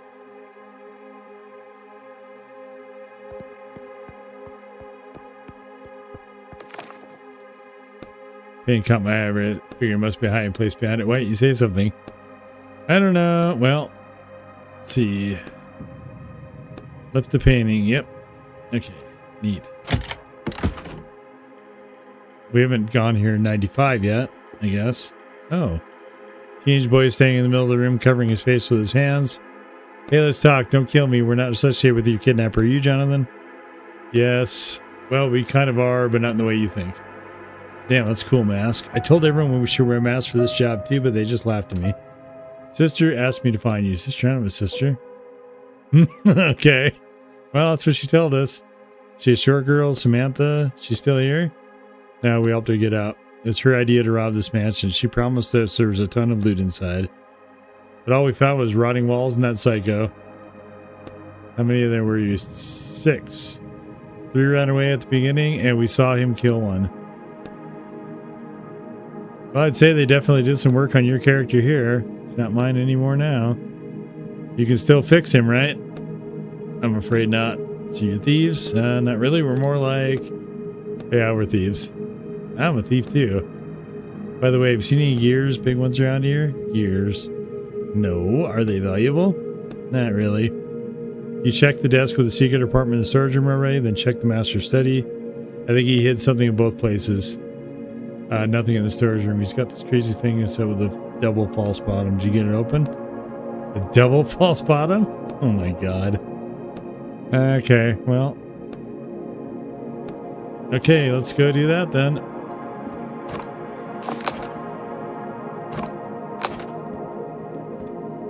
Hey, we got rope.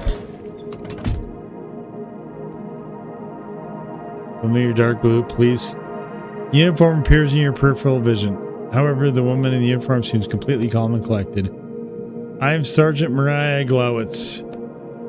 You're under arrest on suspicion of plagiarism and attacking a police officer. I advise you to stop resisting and come with me. And if I don't, then I will have no choice but to use force. Well, in that case, I apologize for making you use force.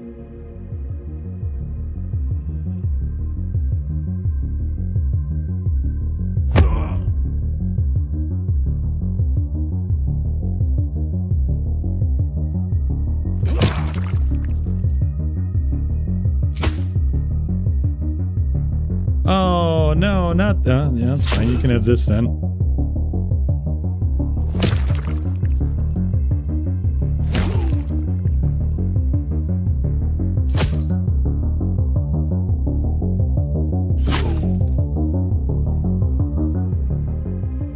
Mariah is breathing heavily. She's leaning to the side, but manages to keep her balance. This isn't over, thief. The whole police force will come looking for you. Before you can blink, Mariah Glowitz disappears from the book. You alright? I've been better. We're fine, actually. Okay. Move it along. Okay, let's go up to the study, I guess. It's the study, sir.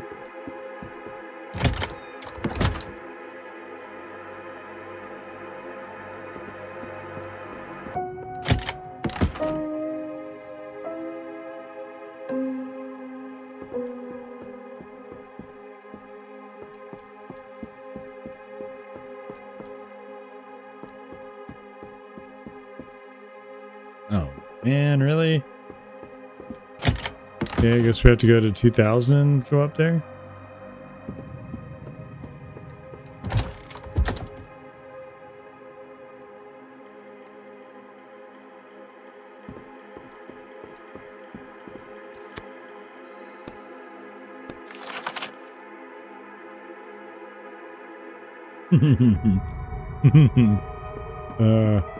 This is a really, really neat idea.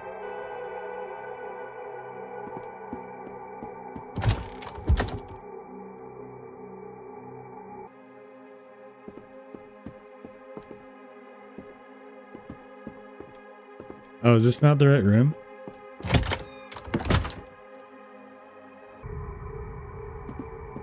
Okay, maybe we need to go...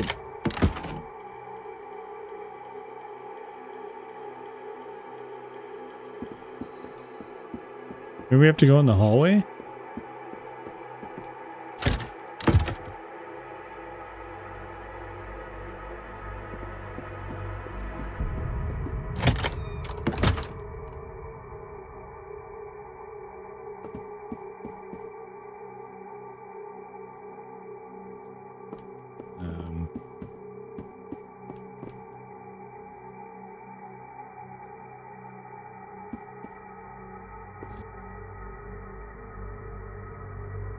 Why would I want to go that way, sir?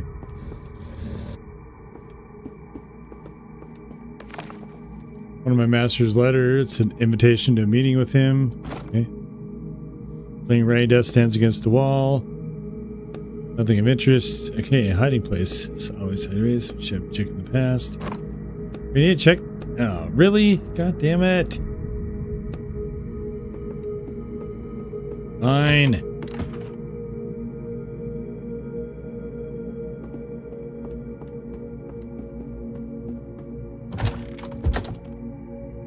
So does he have the last gear? We have to beat him up or something, maybe? Hey, bro, go.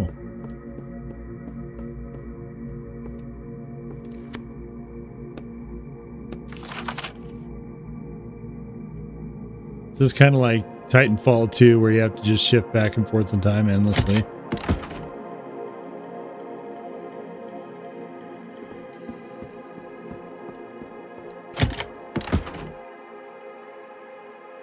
We do have a key. I don't know what it's for, though.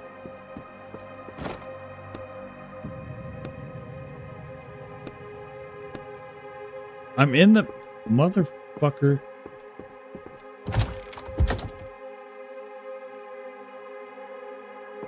All right, fine. We'll go even further in the past, I guess.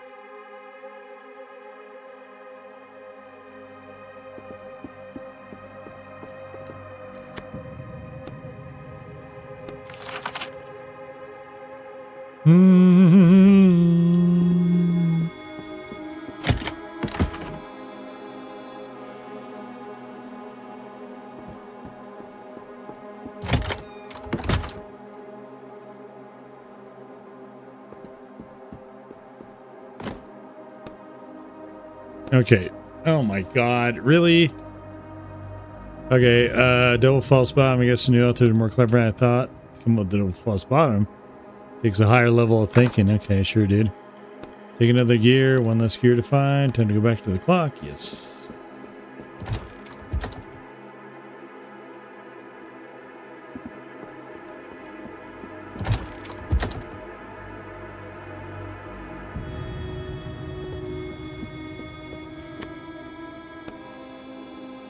We should go to the later time. We can't to put the gears in. Okay, I guess, sure.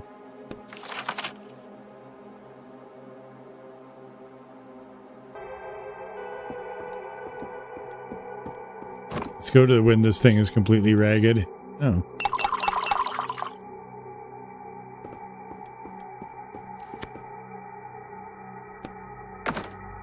Second gear's in the clock. Third one, and the clock start working again. Etienne, you asked about Amanda, the wife of that maniac in the basement. There's some things I was able to figure out using my powers of deduction. So that's a hint. So you created Amanda and her husband and the cute little story of their cozy backwoods mansion. And then you and Amanda started to get, well, close. What gives you that idea? Back when we were in the car, you told me you always try to make your characters realistic and well developed. My guess is that Amanda turned out exactly that way. Your powers of deduction or whatever you said are pretty good. But then you took Amanda somewhere, and that's the part I don't understand yet. Where could you have taken her? There's no trace of her in the book. Wait, you didn't. You took her out of the book? I get it. The things you do for love, but Etienne, you do realize you're not just messing with writer's law, but with much more serious laws, human laws. Okay. I'm paying the price for that now. You raise your shackled wrists. In any case, we both knew what we were up against and what would happen to us. So that's what they arrested you for? 30 years for what you did? Broke one of the most serious writer's laws. Extracted a character who then turned into a real, living human. Where's Amanda now? Do you live with her? In the end, we broke up. Despite everything you went through. Indeed. So getting back your ability to write is probably the one thing in my life that I can at least try to fix. So that's why you agreed to take on these jobs. Damn. Uh-oh. Lose something, Etienne? He's got the final gear. So where's Amanda? Where's my wife? Man pauses for a second, tilting his head to the left. I can't be forgetting her. I can't. We don't need to bring up Amanda. Just let me try and help you. Let me try and rewrite you the way you were before. Are you sure? What about your shackles? Damn, you're right. The man continues to rub his temples, his eyes unfocused. I remember her with you, and now I can't find her anywhere. At the same time, his minor attack of confusion passes, and his anger rises up in its place. Bring her back. I can't. You stole Amanda from me and left me here alone. And then someone else came. He did something to me. I didn't want to kill anyone. This is a different part. Oh, man.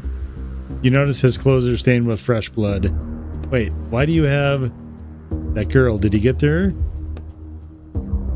Damn thugs. I'll never forgive them for what they did to you. You're supposed to be. The blow hits you in the chest. Oof. Etienne.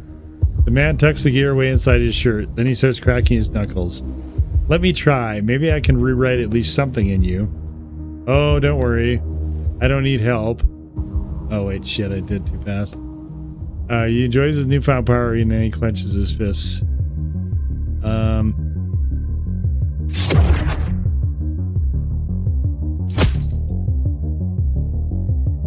Oh, you piece of shit.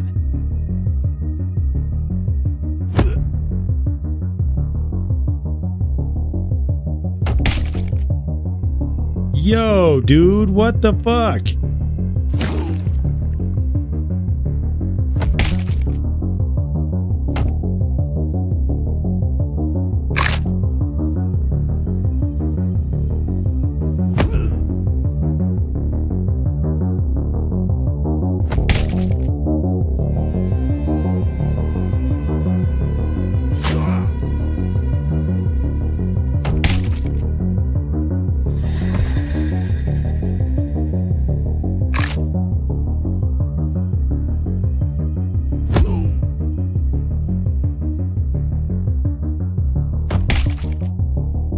How do you keep doing that when I'm stunning you?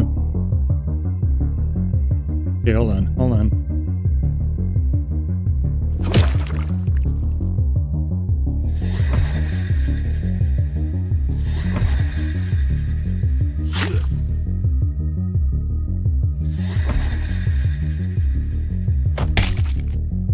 You piece of shit. Fucking bastard.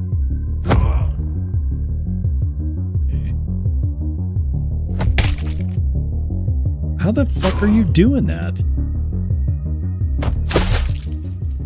Is that all you got, you bastard? Apparently it is. The man's injuries start healing before your very eyes. At the very same time, you hear the gears in the clock make a clanking sound. It's as though they're trying to start working, but can't because the last gear is missing. What the? Remember what I said about the inscription on the clock? And how it's connected to its master? I figured that out. While the clock is stopped, nothing can hurt its master. You spot the last gear lying on the floor between you and the reanimated monster. It seems to have fallen out of his shirt while you were fighting. You raise your eyes to the man and he looks back at you with a venomous smirk. Just try. Charge forward. But the instant your hand touches the gear, the man grabs you, and you soon find yourself in a tight chokehold. No luck? Whispering with effort. Oh, let's headbutt him. You thrust your head backward. The man recoils for a second, which is enough time for you to free yourself from his grip. One swift movement, you grab the gear from the floor. Damn it, in an instant you're standing by the clock. Without a second glance, you push the gear down. Fortunately, you got in the correct spot. The clock immediately starts ticking. Oh, Etienne! He begins to age rapidly, and the injuries from his previous fights, not only the one against you, start reappearing all over him. No. You watch it all happen silently until there's nothing left of the monster except a pile of ashes. My God. But now what? Nothing. You walk up to the character's ashes, digging around till you find a small crumpled piece of paper. You quickly rip it in two. I've had enough. We can talk about all this, Etienne, if you want to talk. That's the only option we have is to leave. And I can't talk to him in the apartment.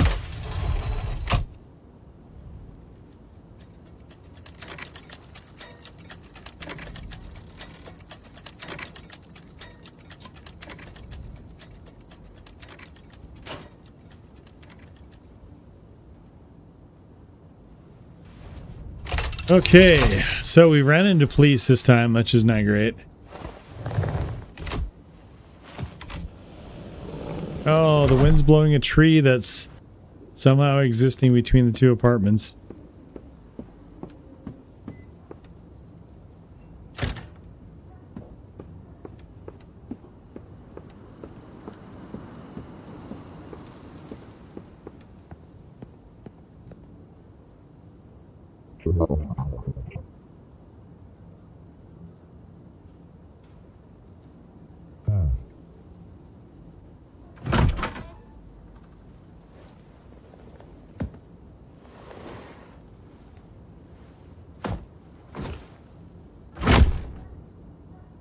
He's so hard on the doors.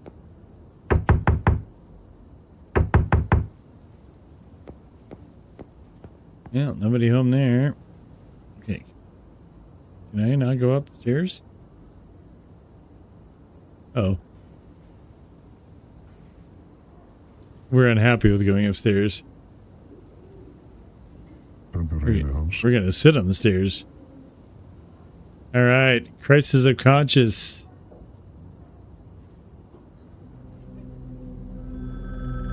2 minutes later, and there's the phone.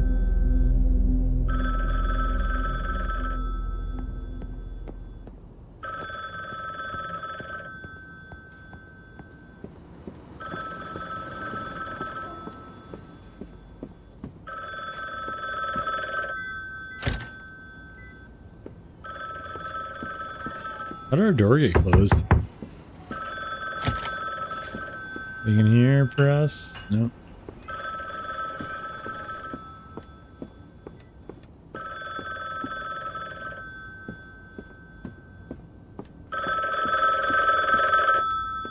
All right, shithead. What do you want? Hello. It's an urgent job. I'm not. No, you're taking it. I think I've had enough. I don't want to do it anymore. Etienne, it's your last job. You knew what the book that was, and you specifically sent me to steal from it? Just the middleman, Etienne. I don't pick the jobs. That's not true. I don't care. You can take your job and go to hell. Calm down and listen to me. Finishing these jobs is your only chance of getting your abilities back. I know you know this. You can't work off this sentence. 30 years is just an impossible amount. Your publisher betrayed you. Your lover left you. It's time to take back what you're owed. How do you know? Etienne, you're only a single step away from freedom. Fine. It's at your door. Okay. Which magically closed.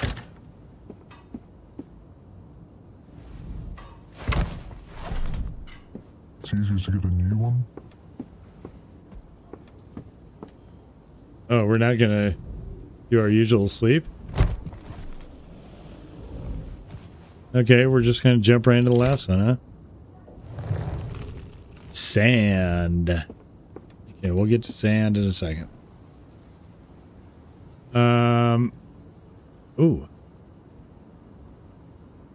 Ooh, heal on use is good. Yeah. That's good. We'll take that. What is this? This isn't. Oh, it's not a picture. It's like a Kleenex or something. Okay, what do we got? The contractor agrees to infiltrate Heart of Sand by Samantha Murray and extract an item, the weather controller. The client agrees to pay the negotiate sum upon fulfillment of the contract. This must be Heather Murray.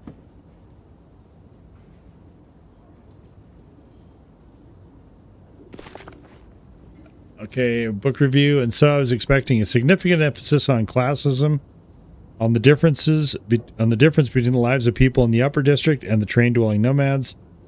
However, in writing the upper district as a sort of retirement home rather than an upper-class sector, the author avoids these themes, which I found immensely disappointing.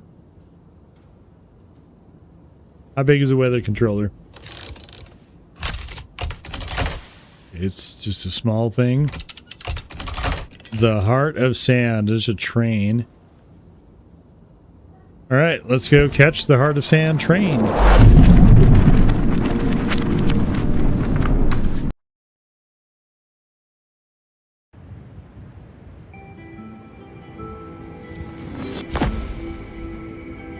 You decide to keep working?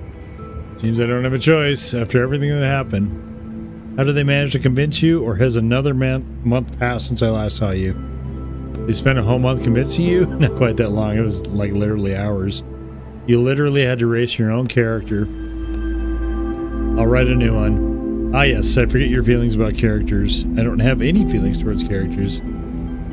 Just because Amanda left you doesn't mean that all characters are now bad. She has nothing to do with it. I really thought about giving it all up, but the client is right. I need to finish my last job. Even if what we're doing makes me feel sick. If they get rid of my shackles, I can write my own book. Putting this all behind me. Just help me finish this one last time. What are we looking for? A weather controller. A device that controls the weather? It seems so. It certainly come in handy here. The air feels like it's at least 100 degrees, if not 120. Okay, let's get to it. How are you? Fine. You have any ideas for your new book yet? Since this is your last job? Yeah, I have a few ideas, but I'd really like to just sit down and start writing. I'm not a big fan of getting lost in thought. What are you thinking? To tell you the truth, our conversation inspired me. I didn't know characters could be as well written as you.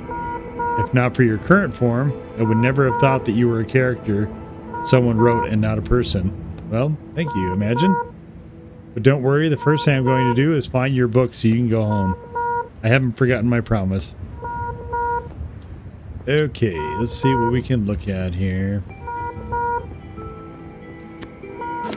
Okay, take the train key that Pete Jenkins has.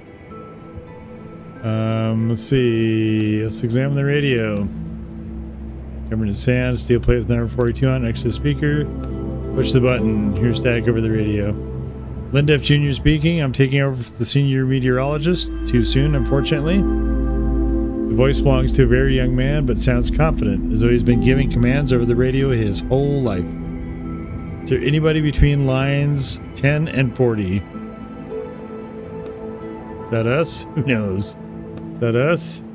I think we're in range. Maybe you're breaking up. What's your number? 42. Got it. Pete Jenkins, correct?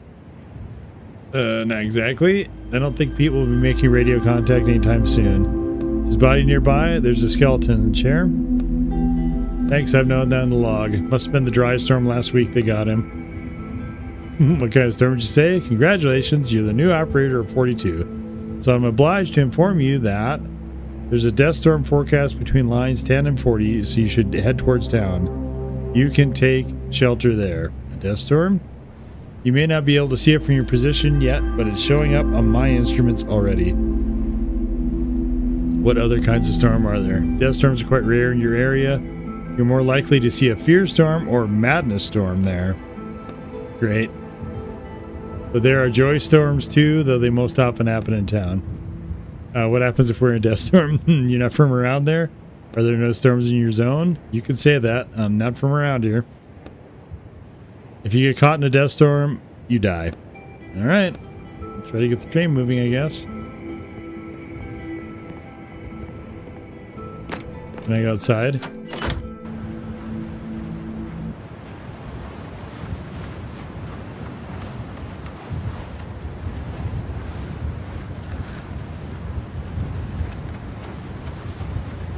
Ooh, loot. Oh, an oil tank. Okay. There's an oil bug inside. It ate everything. Uh-oh. Can we skip the bugs? Is there no way we can get to town without the train?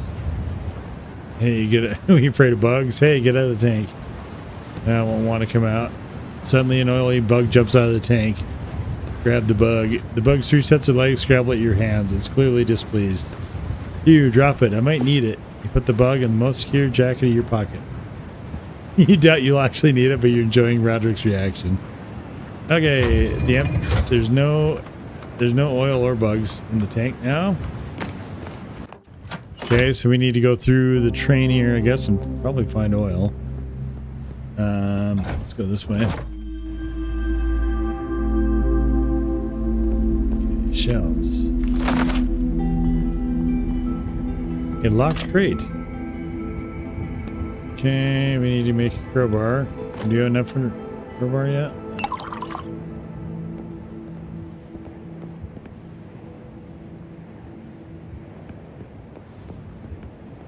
Shiat. Okay.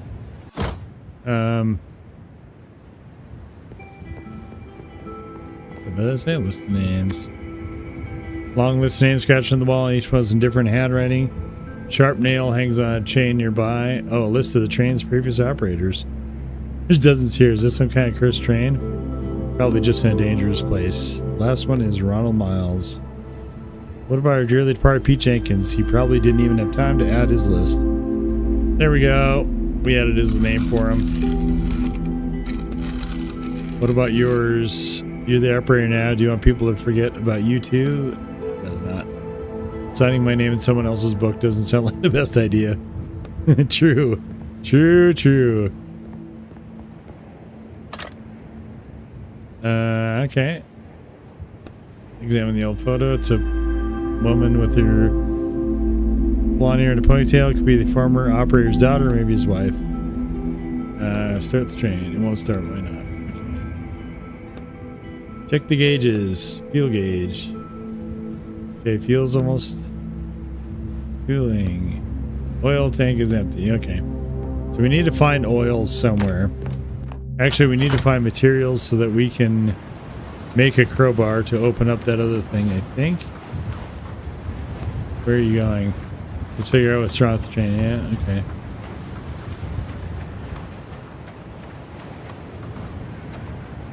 Where are you going?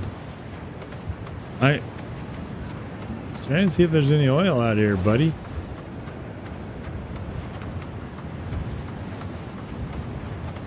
Okay.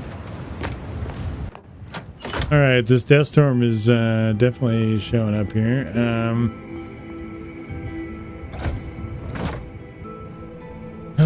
Okay, we need to make a crowbar so we can open this.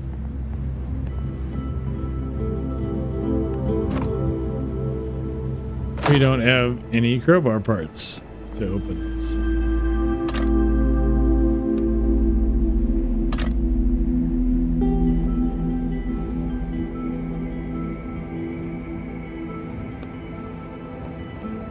So where? Okay, what am I missing?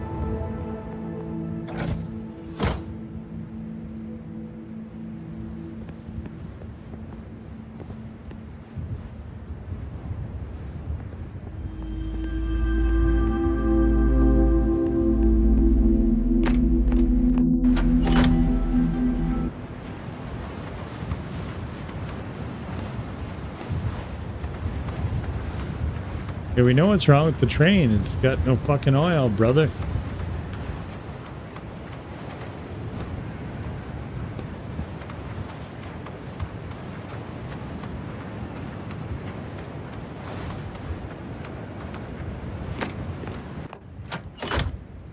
Okay, where can we get oil?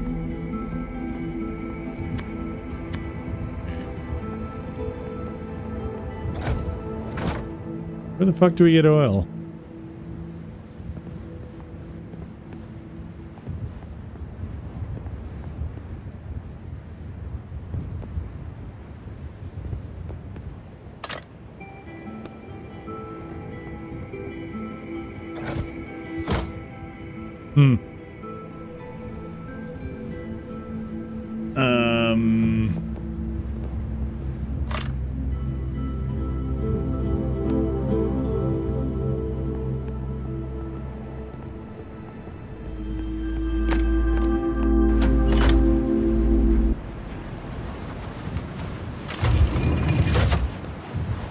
Oh.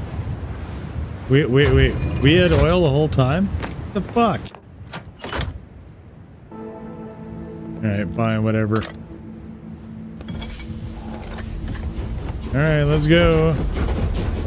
Through. We'll get that train through. Through. We'll get that train. Yeah. Through.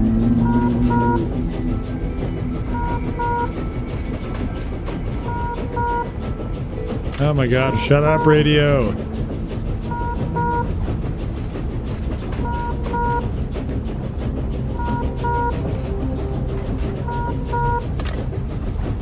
Death Star is approaching. Hurry. Anyone out past 10 miles. Train 42, what's the problem? You're barely moving. He's right. We got the train started, but it's barely moving. We'll figure it out. Okay.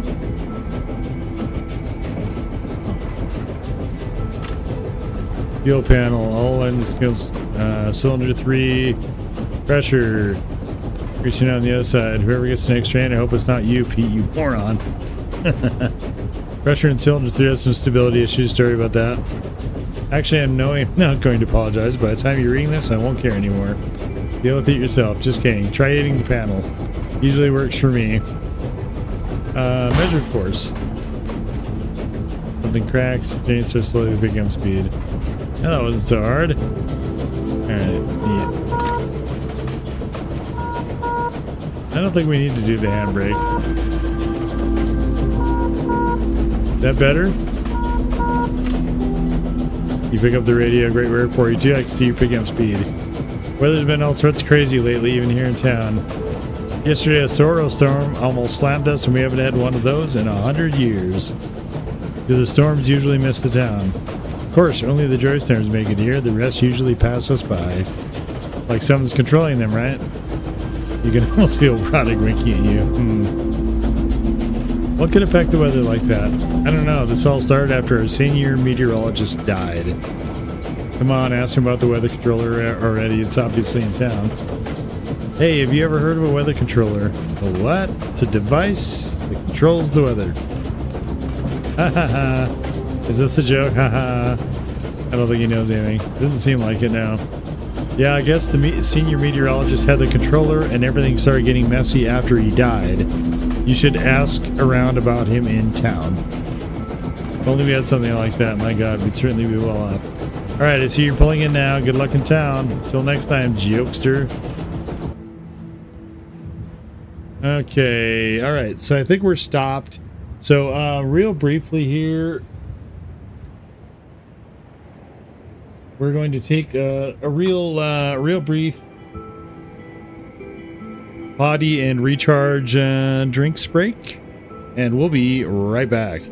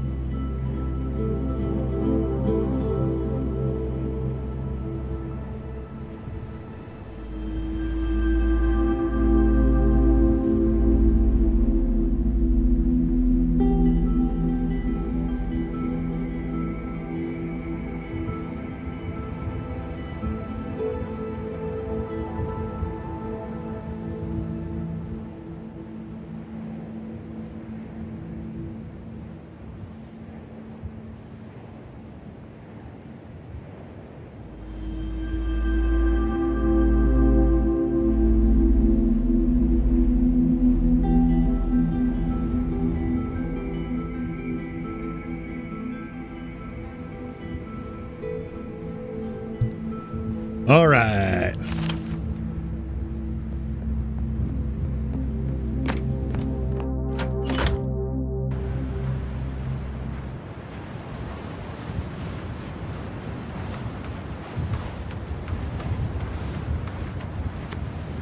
Guard is trying unsuccessfully to open the door of the train. He notices you. Hi there. This guy here is causing a little traffic jam at the gate.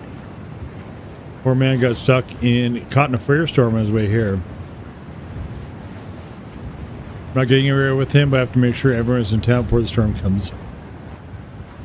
Can we leave the train here and go into town? I'll try to talk to him. Leave the train yet? I'm like, no, guy. I think that's acceptable here. Go ahead and try, but be gentle. It's not the poor guy's fault what happened. We'll see. Trying to open the door quietly. Hey, who's messing around the door? I'm not alarmed. Are you there? Calm down for trade 42. Jenkins? Is that you? Jenkins is dead, friend. Jenkins is dead. I'm his friend. He didn't have any friends. I'm his brother. Stop lying. You killed him. I know the truth.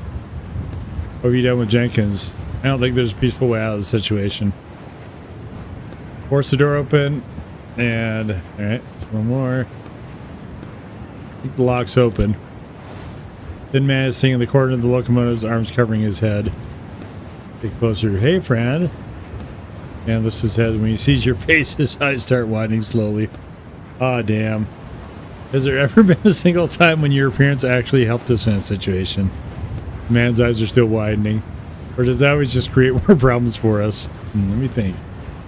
The man's eyes are as wide as they can go. Now his mouth begins to open. No, it hasn't helped. Not once. I already told you, it's a disguise. The man lets out a piercing shriek and runs out of the train. You see him head into the desert, right into the storm. Well, you definitely solved the problem, in a way. Well, I can't say you got the result I wanted. Sorry. Well then, I'll move this train along, and then yours after. In the meantime, go out to customs to get your paperwork straight.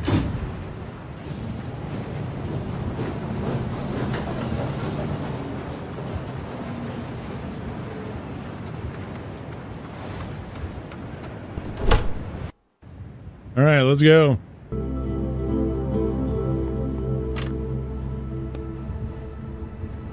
Oh. Okay. I want that chest, that's why.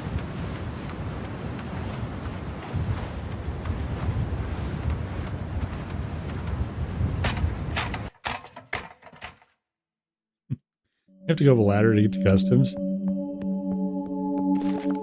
Maps. Nice. Alright, we gotta talk to the customs inspector.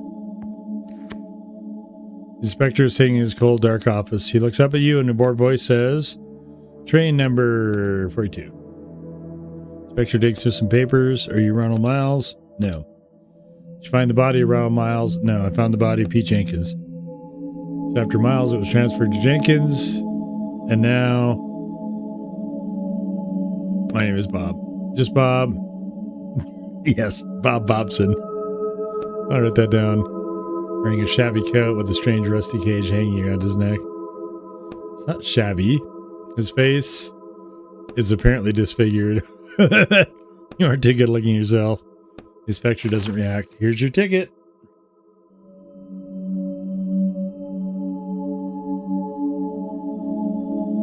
All right, we get an old yellow ticket. Town visit 2 hours. Can I stay longer? You must sell all possessions belonging to the train's former owner before you leave town. Make that your top priority. Thought they were mine now. Inspector looks at you silently, trying to understand whether you're joking or you really don't know how things work around here. The train is yours. The possessions are the people's. What happens if I can't sell them on 2 hours? The items will go to the people. Okay. Go through.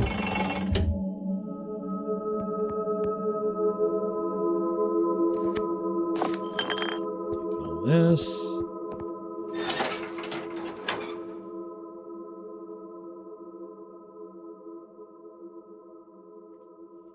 Gotta get us a crowbar, and then we gotta get into the train.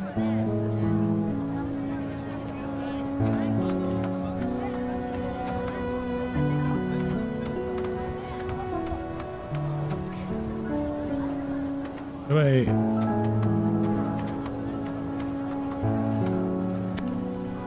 Young woman was talking about the travelers who passed through a strange half-empty bag. Extend my time by 1 hour, please. Hold on. Man freezes. There's not enough sand in here for 15 minutes.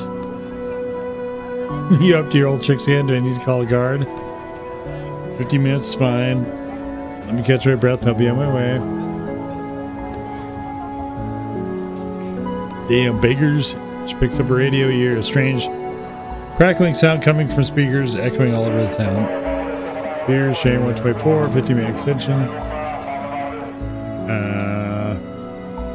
Reach that hand to you with looking. Shake your head. The young woman turns sharply and looks at you, confused. They shut your ticket. Okay, yellow. Takes that new power glass, pours enough red sand to reach second hour mark. Then she puts some of the empty niches on the wall. The hour's starting now. Good luck in town. Thanks. See you. Alright, where's our train?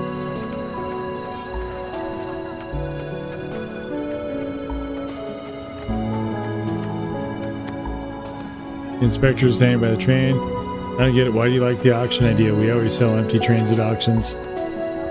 This heap of scrap wouldn't even make it a few miles. It's not a train auction. It's a premeditated murder of one of our people. Used to be taking out the traps and scrapped. Janine has enough work as it is. She just got started on all those electronics. It'll be next year before she gets around to the train. Where will we keep it until then? So if someone take the train and leave, they can ride around, maybe find the parts and fix it themselves. I can't believe how stubborn you are. The guard storms into the train. You hear a sharp metallic clang, and the man comes back with something in his hand. See this? This is a damn brake handle. Should it be here in my hand? Or should I be holding the train in place? Let me at least go through the stuff myself. The inspector suddenly notices you and scowls. The hell are you doing here? Planning to rob the train, are you? What about your custom of giving out possessions to the people? Don't be a smart ass. Do you want the whole guard force to know what you did to Max? That's right. He hesitates for a moment and then reaches in his pocket and takes out a bag of sand. And forget everything you heard. I'll get out of here. Don't interfere. Inspector turns around and loses interest in you. Okay. Cool.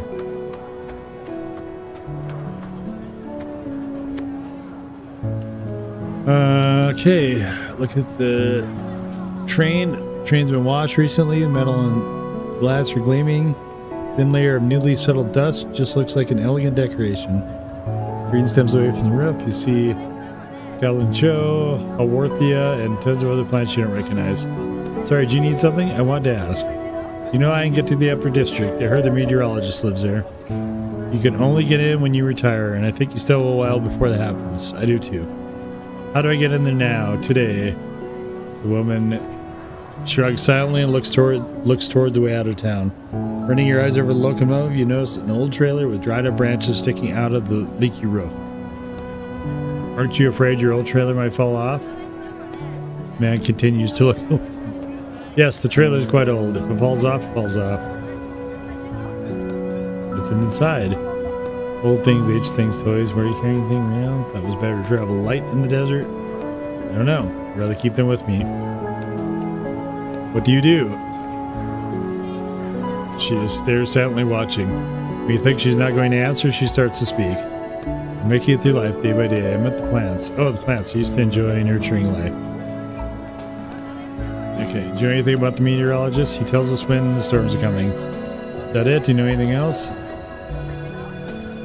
The woman turns to look you straight in the eye. You can't read her expression. I won't keep you any longer. Thanks. You turn to leave, but suddenly feel something crawling across your neck. Wow, an oil eater. It seems that the oil bug in your pocket is finally trying to escape. Spot it. Put your hand over your neck. Stop. Huh? Leave it with me. Okay. She walks over and opens the door of her train, picks something up, then returns to you. Here. She's holding 2 old dusty bags of sand in her open hand. 2 bags for this gross little lug. Is she insane? You won't hear me complaining. Carefully remove the bug from your neck, pass it to the woman. She gives you the 2 bags of sand. Thanks. Okay.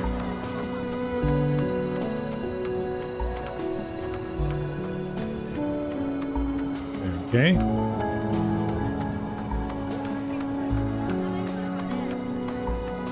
We need to find stuff and then find our train. Okay, crowbar parts. We do need those. Go to junkyard.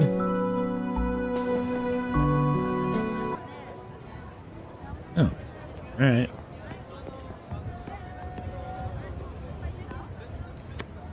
See a tall woman dug around in a pile of scrap metal. Picks up something that looks like an old computer case. Then yanks out the chips and wires as if they were parasites on a ripe piece of fruit.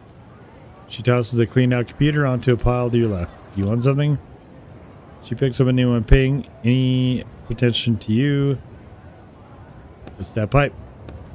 Where's it go? It's a secret. She gives you a quick glance. Here's your part of the equipment. I'm great at keeping secrets, so am I. We can crawl through and go to the upper district. And we have to figure out what to do with the sewer guardian. You need any help? For money, actually, for sand. I'm getting paid pretty well for this. I don't want to share my earnings with anyone else. Who's paying you? Do they have more work? Maybe something a little less dusty? I'm not sure. She looks you over from head to toe. I don't think they'll have any use for you. But you can go ask Mr. Nariano yourself. He lives in the middle of the square. Nariano got it, thanks. You got a lot of computers here. Yep. I was trading on her work. Jenkins brought them a week ago. He dug up a whole warehouse full of electronics. Oh. Was Jenkins a nice guy? Oops. Did I say was? I meant to say I heard he's a nice guy. No idea where you might have heard that, but definitely not in town. He's a real jerk. I hope he dies. And I get to the upper district. Do you know anything that might help? I don't know anything.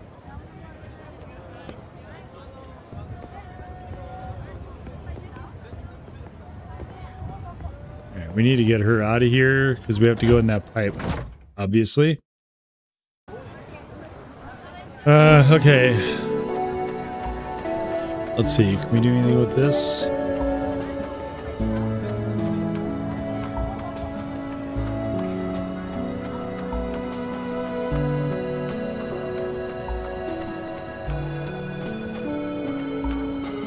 Oh, what do you have?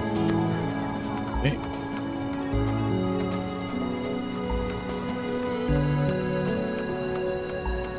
Oh, is that my train?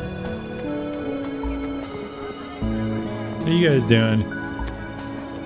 The guards are sitting at the gate playing a strange game of stones. The guard pretends not to notice you. The guard isn't right.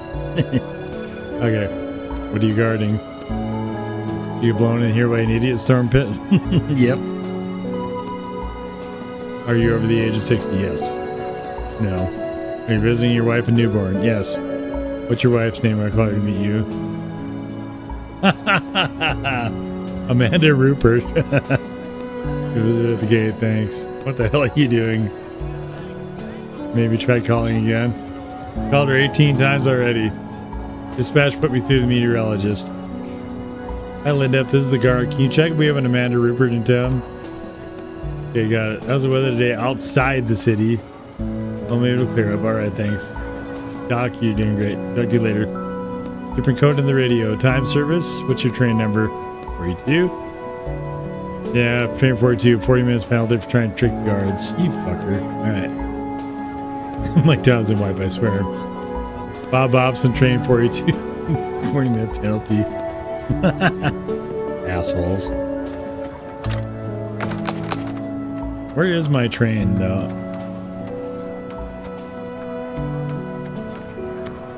Open suitcase, there's turning around the train car. A man is washing something in a metal basin full of dark red water. He's washing so intensely you can hear the fabric dripping. An impressively large fang for some unknown animal around his neck. Stops washing and shoots you a mean look. Cage around your neck. Is that some kind of new trend? Let's just keep going. Is he washing out blood? We're just passing by. Maybe I should tell, hey. Feel a powerful yank down near your neck. You look down to see the man's wet hand grabbing Roderick's cage. I had a trendy friend once, always bragging about his sand bear fang. Damn it. By time some matters. 1 pinch, 2. Can't just start making an unpleasant crunching sound, or is that your neck? Try to knock him off his feet and push it away from him. Appears a real fight is about to start. Alright.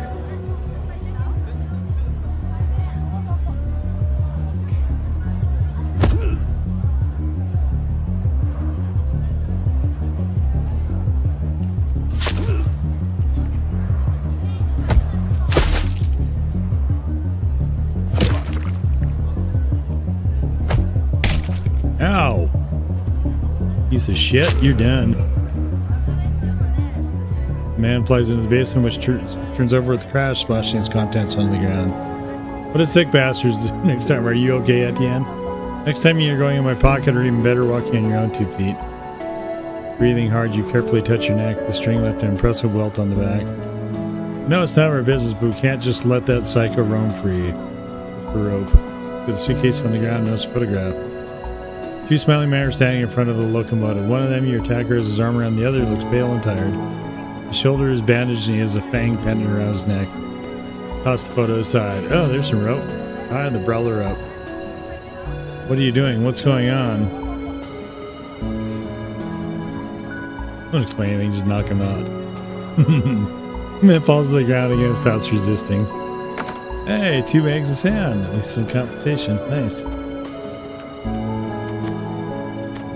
Alright.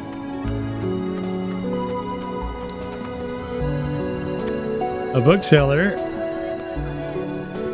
Whoa, seems impossible. Ruffling pages. Hundreds of pages. The table next to the woman's train is full of books with well-worn covers. Each one looks like it was taken off an antique bookshelf. Hello. Hi. Are you new to these parts? I've never seen you before. Her attentive but slightly unfocused gaze slides over you. Your paper face doesn't seem to bother. Yeah, I'm new. Do you know everyone here? No, of course not. It's just that generally the same people bring their trains to the same station every time. Were you looking to choose a book? I have something that might interest you. The bookseller tries to look uninterested, but you see her fingers trembling as you hand her Jenkins' journal. Notes? Interesting. Yes, very interesting. Are these someone's memoirs? Well, it's an absolute treasure trove. Have you read it? I thought it was just the old train driver's journal. Let me read some of it to you. Don't bother. I just want to sell it. I'll buy it. How much do you want it for? Oh, 10 bags of sand. 10. Are you crazy? In your right mind?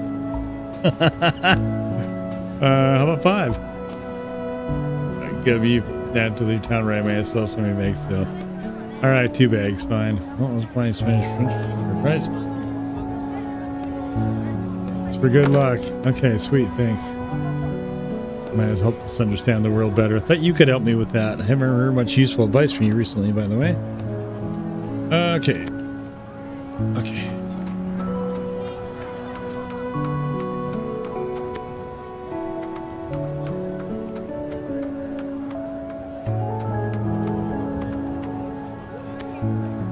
Yeah, are you a digger? What? A digger. My hearing is fine after you asking what that means. You're attracting suspicious again with your unnecessary questions. I'm not local, not from here. The man continues to look at you without blinking. This is the only town on our continent, possibly on the whole damn planet. Where the hell are you from then, if you're not from here? I left for a long time and now I'm back, but I don't remember anything. Digger is someone who digs up buildings in the desert. You know what the desert is, or is there no desert where you come from either? Right, a digger. They just called him something different back in my day.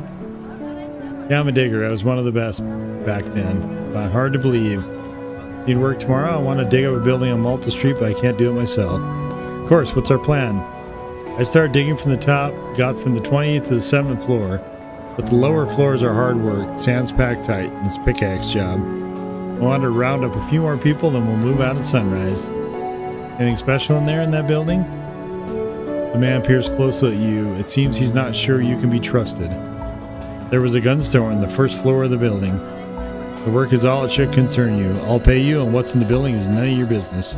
You in or no? I'll think about it. Then? Think then. Is he going to start a riot in town when he gets his hands on a weapon?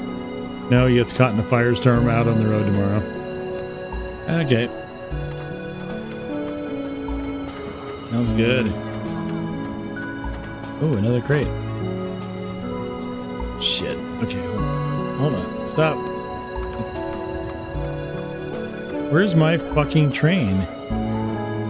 Finally, the man's sleeve bears the CS next to an hourglass symbol. And you are? Custom service. In the custom service, I just finished going over your stuff in here. You need to sell everything that belonged to Jenkins before your time in town is up. Anything you don't sell will be confiscated when you leave. Yeah, they warned me already. And that's mine. Can I see the tag? Why would I put a tag on my own things? Then with no tag belongs to no one. If it belongs to no one, that's not yours either. Sell it. Fuck you. What the hell? I'm not selling my friend. He reaches for a radio on his belt and looks at you questioningly. Cool, let's try and solve this peacefully. Fine, no problem, I'll sell. He nods, takes his hand off the radio. Customs officer tosses a folded up trading tent at your feet. Have you done this before? No. I'm folding the tent signals that you're selling goods. People will come and buy from you and you can make whatever profit you can. Hand in half the sand at the entrance. Do what you want with the rest. Good luck.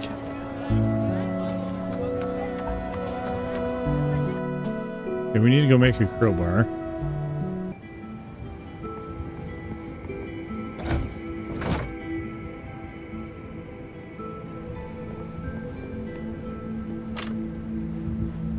Oh, I need to make a crowbar. Okay. A lockpick.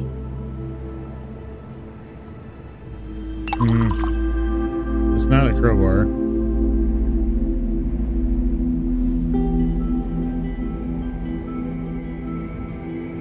Okay.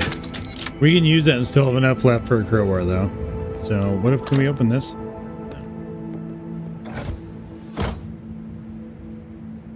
Okay, let's go back outside. God damn it. How the fuck am I supposed to...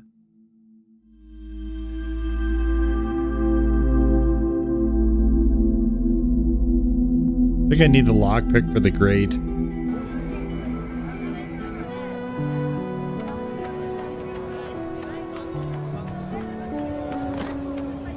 Oh my god, that's pliers.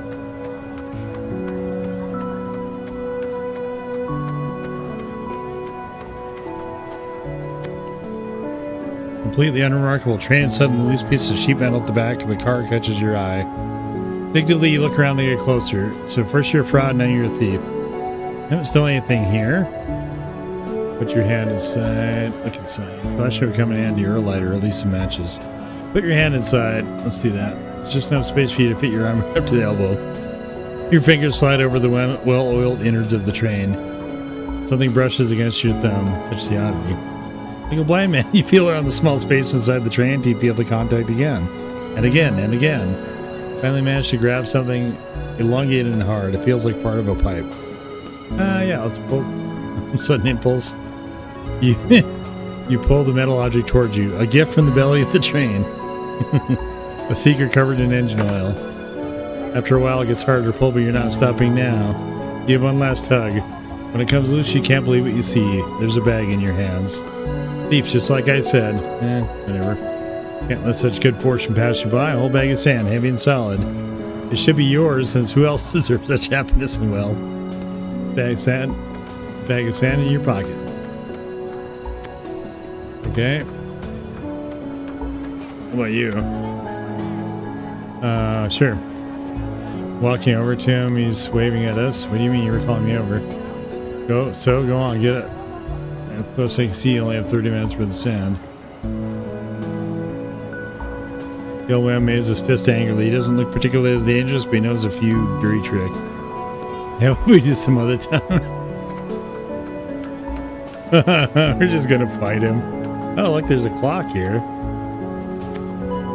That's where he lives, Mr. Nariano. Okay, Mr. Nariano, middle-aged man, appears on the doorstep. A little too clean for these surroundings, and is holding a glass of something orange.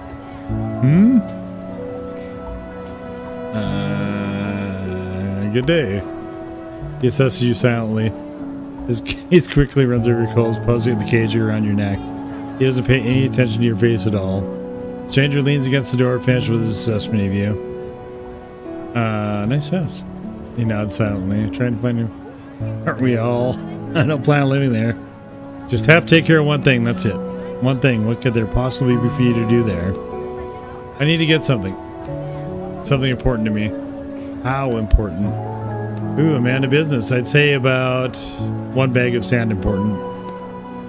5 bags? 7 bags? 9.5 bags? 10 bags. You're speaking my language. I love it when a person wants something that badly. In a flash, the man transforms from a reserved aristocrat into a jolly businessman. Not a bad start to the day, helping those in need, you might say. Haha. I have things I can sell you. How about I give them to you and you lower your price? I'm a man of business, you see? Dealing with junk just doesn't fit my status anymore. In a little town, people trade sand for either goods, services, or both. Okay, I'll be back when I find 10 bags of sand. How many do I have now? I have 8. Okay, I have 8 bags of sand. Wait, what's this? God damn it! Okay, what's this? Middle-aged woman is resting on the stoop of the train. A basin of laundry, children's clothes sits at her feet. She tears at your train for a moment. She sighs and leans against the train door, which buckles slightly under her weight. Cheer from train 42. Do you know the previous owner? Jenkins, yeah, he was my husband. Oh. She gets up heavily and starts hanging the laundry as if nothing had happened. I'm sorry. Are your hands clean? Pass me the clothes. Okay. You take off your dusty gloves, pick up a pair of white children's pants. You glance your hands for a moment. This is the first time in a long time that they've looked human. All that's left are the thin scars striping across your palms. They probably won't ever fade. Patch your bunch of socks, pile a few socks and basin together and give them to the woman. The woman doesn't turn around and take them from you. She stands with her back to you, not speaking. Woman's shoulders tremble, but it's barely noticeable. Sorry. Okay, what about you? The merchant stare bores greedily into you. Well, will you buy a melon? You look the merchant over. Rumpled clothes, worn out shoes, a small bag on the ground. Why is there a bag of sand at his feet? Are you buying or no? Don't hang around here. You're scaring away my customers. Not exactly a line for the melon seller. In fact, there's no one around at all. And the bag of sand is still lying on the ground. So you have good melons, you say. The merchant jumps up enthusiastically, dusts off his hands, and starts rubbing them together. The best. I bet you anything you've never had better. Think you could choose the very best one for me then?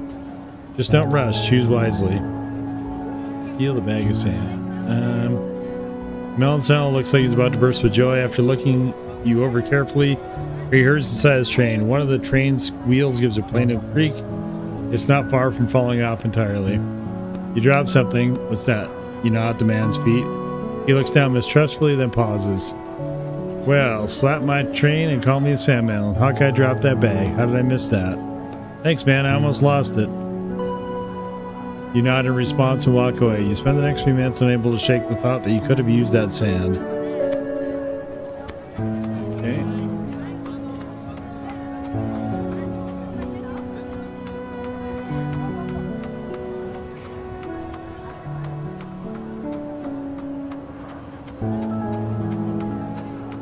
I need parts. I need crowbar parts.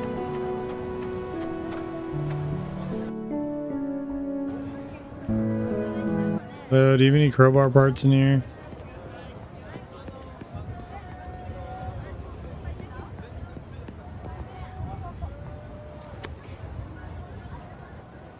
Okay. Must have something to do. Ah, you asshole. Fine. Okay, we gotta find 2 more bags of sand.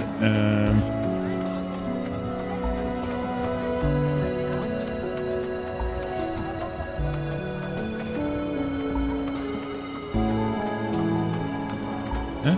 Oh.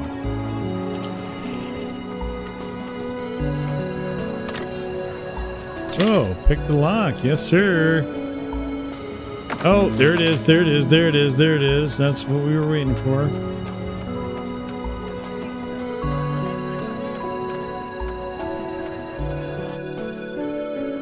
Now we can make our crowbar.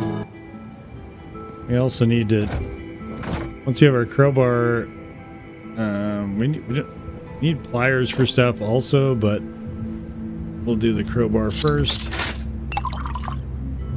And we'll do that actually also. Oh, I need to eat some food, I guess.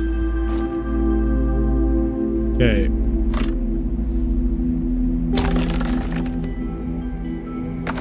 Take all this. Oh shit, we already got all the sand. Don't we? Yeah, we got 10 bags of sand. All right.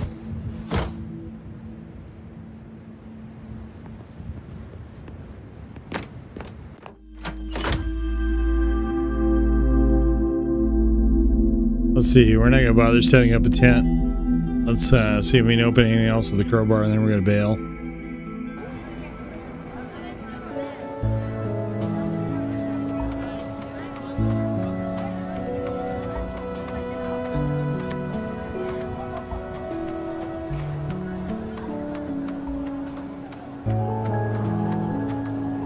We got that.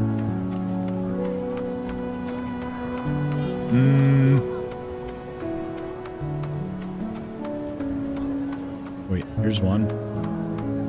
Do I need pliers for this one?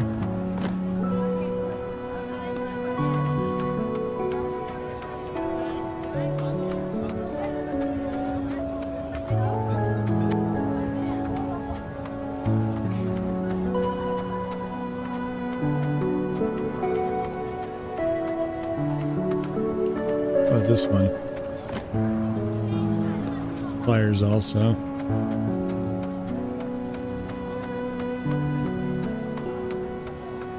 Okay, is there nothing else we can do? I guess let's go give this guy his sand and get the fuck out of here.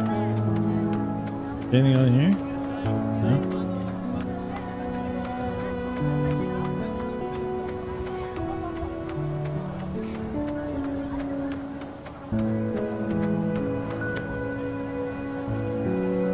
Okay, here's your 10 bags.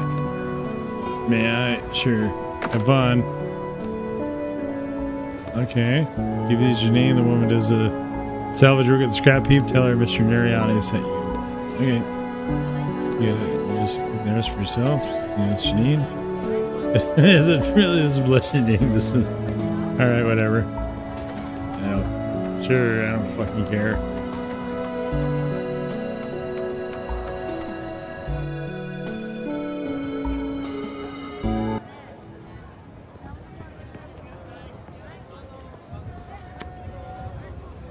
No more computers. Wow, that's 20. How's Mr. Nariani doing? We could have just come to an agreement. We could have just come to an agreement. Why didn't you say anything? Mr. Nariani is much better at those conversations. Good for him, but I had to pay 8 bags of sand for that. Sand comes, sand goes. That's what we always say. So he hasn't lost his touch. Hold on. Won't be coming back here. Sure, you ready? Let's go. 2 bags of sand at the woman's feet. Let's get to it. I don't have much time. Train 42. Time's up. Prepare to leave town. I repeat. Well, looks like you're too late. Is that a joke? I already paid you. Damn guards are about to come looking for me, and I'm kidding. Let's go. Why are you like this? I'd hurry if I were you. Yep. I'm already ahead of you.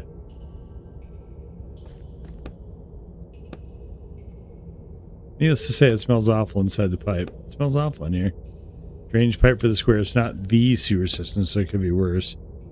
Make me feel better. Okay, can I take it apart? I don't even know where to start. Right apart the boards. Kick it. Thud. The boards are react to place. You're unable to move it. Well, it's trash bags.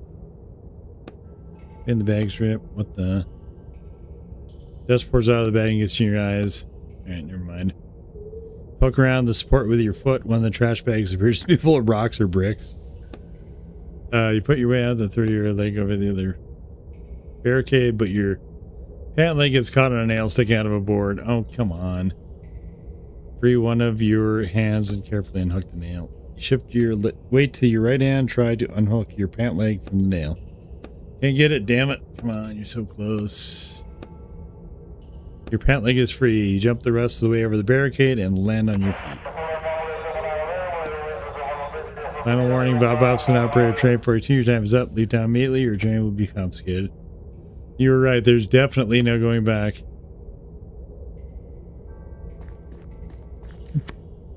Your path is blocked by another pile of wreckage. This one has tons of broken glass scattered around it. I'd be more careful here. Painstakingly pick up the shards of glass. Okay. Pick up a nearby bucket and start tossing the shards of glass into it. Now the shard goes in the bucket. I'm low on health. And another one. And another. Can't you go any faster? It'll be nighttime soon. Your hand twitches and a small shard of glass embeds itself in your pink. God damn it. Sorry, I thought you were done already. You straighten up. It looks like you are in fact done. Now you can try and jump over the obstacle. You get a running start. You begin to pick up speed. Sure. Spring off the ground. Why'd you jump so soon? You fly through the air.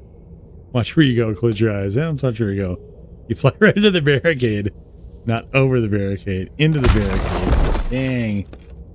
Oh well. It's a good thing we got the glass. Are you alive? You broke down the whole barricade with your body. I felt it. Are you in one piece? I'm not sure. Damn. I think my shoulder is...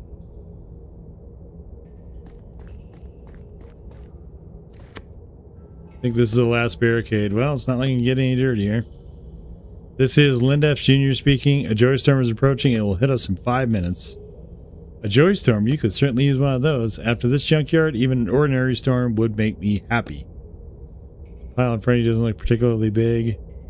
Examine the pile carefully. It's a bunch of junk. I feel like you can probably just step over it. He's right. You carefully lift one leg over the pile and quickly find yourself on the other side. And that was easy. Joy storm, 3 minutes. Ooh, come on, hurry and get outside. Leave the sewer. Let's see what's in the upper district.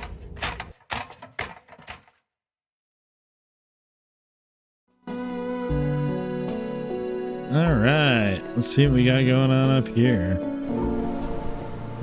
Yes, the joy storm has arrived. To repeat, the joy storm. Dad, is that you? You hear the sound of the sand pouring out. It's getting closer. Soon it envelops your whole consciousness. You're suddenly overtaken by such a strong emotion that you involuntarily lean forward. It's like you're drowning in a calm, relaxing sea. Peace and quiet. You turn your head to the left and see your sister standing behind you. You're happy. She's not in danger anymore. You turn to the right and see your brothers. They're sitting next to you. All 10 brothers. And you. They're wearing strangely colored armor. You look down and see that you have the same armor on. You touch the armor. A piece flakes off, burning your hand. The image starts to fade. The vision passes, and in its place, you're filled with an unbelievably nostalgic sense of longing. Etienne? It's evening already. How long was I out? Pretty long time. Long enough that I started to worry about you. Damn it, we need to hurry. So how was it? Strange. Like I was home. I'd do that again.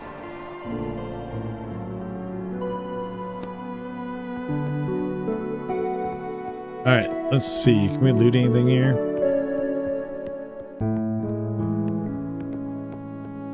Or, you go in there? I have a lockpick though. Somebody's making soup in there.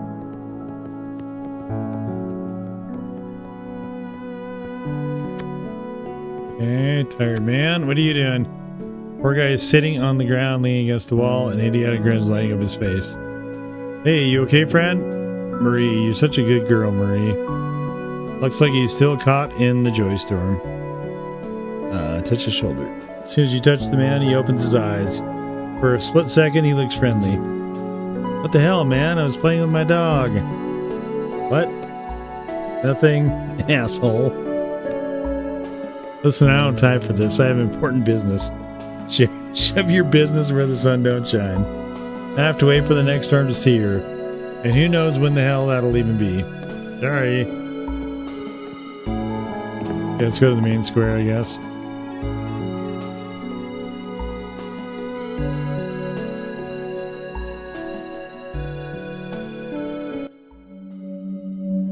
Alright, let's see what we got here. Resting moment. Okay.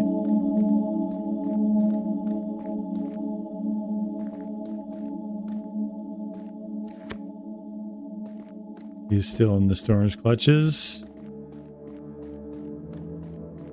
Oh, wait a minute. Oh, wait a minute. Wait a minute. Wait a minute. Wait a minute. Oh, no, we don't have any. Oh, man.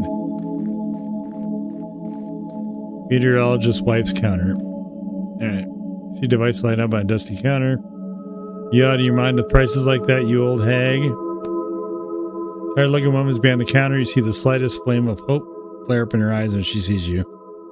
Another one. If you're just here to look with no money and get lost. The counter is still surprisingly full, considering the meteorologist died a whole 3 days ago. Examine it in silence. The counter is covered in devices of all different sizes and complexities. Which one controls the weather? I don't know. The text says it's a device covered in switches and dials. They're all covered in switches and dials. How about we look at the most worn out ones? They look like they've been used every day. There's two that fit the description, one on the left, one on the right. How much for this device? 100 bags of sand. Holy shit. My price is firm. My husband didn't make all of these devices or whatever by hand just for them to be given out for free. I paid 10 bags of sand as a bribe just to get in here, and for that I had to crawl through the sewer. A bribe? And you want 100 bags for some piece of junk? Just grab it and jump out of the book. We'll figure it out later. Where are you seeing junk here, you jerk? Get lost. I'm calling the cards. Just grab the devices. Damn it, Etienne. Do it. You're the one who deserves to be arrested. 100 bags? You're insane. That's what I said. She's insane. Hands up. Uh-oh. You turn slowly and see two guards with their clubs raised and ready. That's him. He tried to steal my husband's possessions. Arrest him. I was just looking. Don't worry, miss. We'll handle this. Both guards start slowly walking towards you. Grab a device and throw it at the guards. Grab the first device you see and try to use it. Try to run away.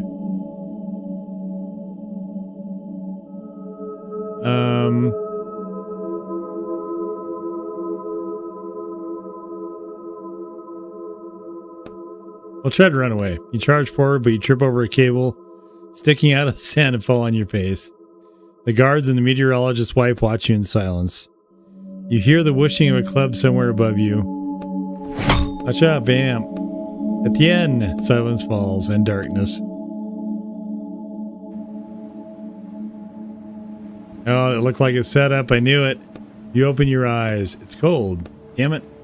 Was it out for long? Oh, they took the damn guards. Oh, they took our buddy. Did anything else happen while I was passed out? Roderick? You tilt your head looking for the cage, but it's gone. Damn it. Okay.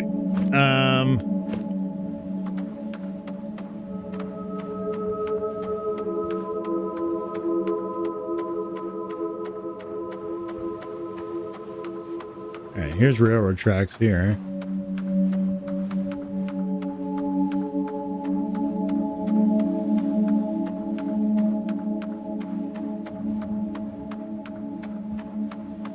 Ooh, a container.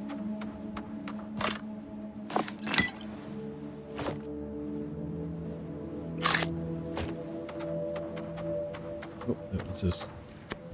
A dead body, a motionless body lying face down in the sand. Another disturber of the town's peace.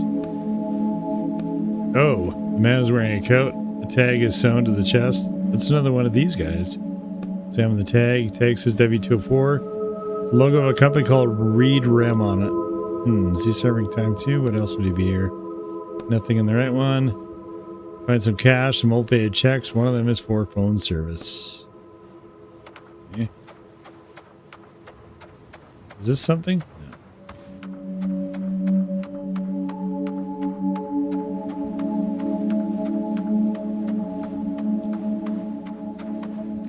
Alright, you know, it's a slight glow coming from between the loose wall plates.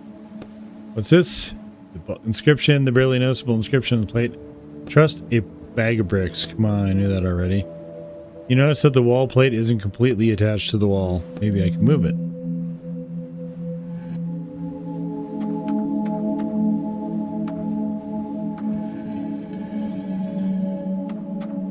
Alright, sewer entrance. Okay, well, we got a little bit of health. That's good. Great. Crowbar. And we've got... Oh, an apple. Fuck yeah. Alright, let's health up. Let's health up again. Okay. Alright. Sewer grate. Okay.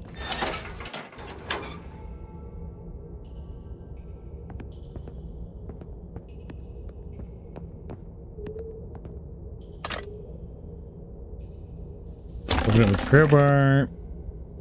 Yep. Oh yeah. Hell yeah. Hell yeah. We'll take that health. Bro, where are you going?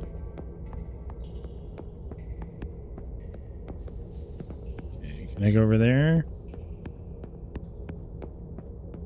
Is there anything here? No. Okay. Guess we need to open this one. In the green, you see a path leading out. Keep shaking it. Nothing. Shake it like a psycho. Steel bars on, nothing happens. Well, that's just great. Yeah, remember that you have ink you can use that you use on plenty of other occasions. Oh, right, I'm a writer. Right. Ink to weaken the grating. The ink envelopes the base of the grating and slowly start to rust. Usually knock them out of place and clear a path. Done. I'm coming, Roderick. Wherever the hell Roderick is. Is there anything here? Okay, back to town we go. This time we're at least health up. Can you talk to this guy again?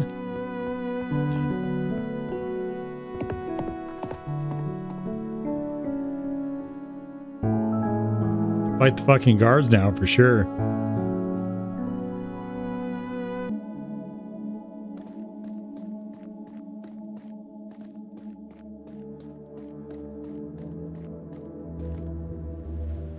Hide around the corner, peek at the tent. Yes, Mr. Nariana, I'm sure. He was looking for that exact thing. He called it a weather controller. Mr. Nariana is carefully twisting a device in his hands, trying to figure out how it works.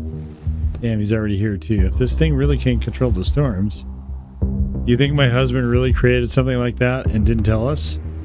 All these years. All these people died in the storms and went insane. He might have been responsible for all that. I wouldn't jump to conclusions. We don't actually know what the device can do, and maybe your husband did everything he could. Hope so. Thank you, Rhonda. Thank you for telling me this. It would have been terrible if such a valuable object fell into the hands of a stranger. I think we should break the woman's radio.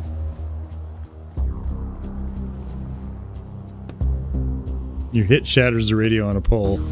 The woman runs into a house. Give me that. Can it really control the weather? Of course not. Then why have you been hunting for it? You found sand for me, crawled through the sewer. More than once, it looks like. This thing could decide the fate of our town, so I can't give it to you. I don't care. Nariana takes a step back, grasping the controller tightly to his chest. Looks like he's prepared to fight for it to the very end. You notice a familiar object around his neck. Hold on, that's mine. Oh, he's got Roderick's. When the hell did you manage to steal it? You sharply yank the cage off his neck and stuff it in your pocket. Nariana flinches, not expecting you to act so suddenly. We need to run now, huh? This is Lindau speaking. There's a Death Storm approaching. Our Death Storm is approaching. Started vacuuming. We have 10 minutes. Did you push something? No, I didn't touch it. We need to stop the storm. Give it to me now. Not a chance. Tell me how to work it and I'll stop the storm. I don't actually know, but I can try to figure it out. Looking for the instructions, and what use are you? You're just going to let people's lives depend on your attempt to try and figure it out? Let me at least look at the display. I can see what it means. Death Storm 7 minutes. Hurry. Anyone with an empty train, take on Upper District residents. Train 12 is causing a jam up at the exit. The wheel fell off. Get that car off the tracks. It's blocking the way. I'm going to see Lindoff. He and I will figure this out ourselves. Get out of my way. Let's hit him. You try and grab him, but out of the corner of your eye, you see an object flying right at you. Steel tip of a cane. Damn it, not again. Fall right before you hit the ground, you see Nariano climbing the stairs to the meteorology tower. You open your eyes and get out with some difficulty. Finally, get up the tower quickly and grab the controller. I don't know anything about a controller. My father didn't tell me anything. Darn, wrong button. I need to check the stormometer. Warning, death storm in 2 minutes. I don't know either. Just push something, Mr. Nariano. We get our strength. Let's go one final push. This has been such a long day. Dude, for real. Give me the fucking controller, you dicks. Nariano is arguing with the young man, the controller in their hands. A wild wind blows through the window. Storm is almost here. We're out of time.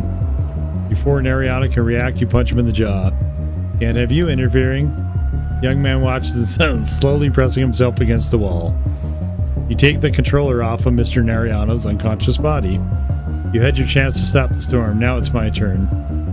The young man presses himself against a panel of instruments. Red lights are flashing all over it. 30 seconds. Dozens of buttons are switched and not a single one is labeled. What an egotistic asshole. The look the young man shoots you is filled with 10% understanding and 90% fear of dying in a death storm. There are 3 big switches above the display. Start with those and I'll check the text, but there's not much about it either. Flip the first switch. Switch makes no sound as it moves. It appears to be completely broken. Second switch. 2 lights on the panel below. Come on. 2 buttons next to the lights. Push the first one. Alarm set for 4 a.m. The young man gives you a gloomy look. His shred of hope that he might just be saved seems to have just evaporated. Second switch. The whole panel goes dark and the device looks like it did when you started now. The third switch. The device starts vibrating. Whatever that means.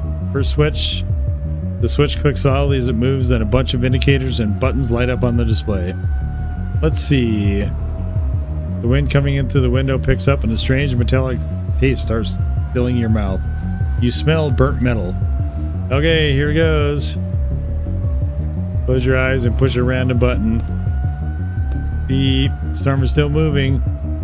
Scream and push a random button. Slow down but still getting closer. Hooray and push a random button. Moving away, it's moving away. Put the controller down with shaking hands and you hear cheers from the people outside, getting louder and louder. That was close. Way too much going on for my first day. Yeah.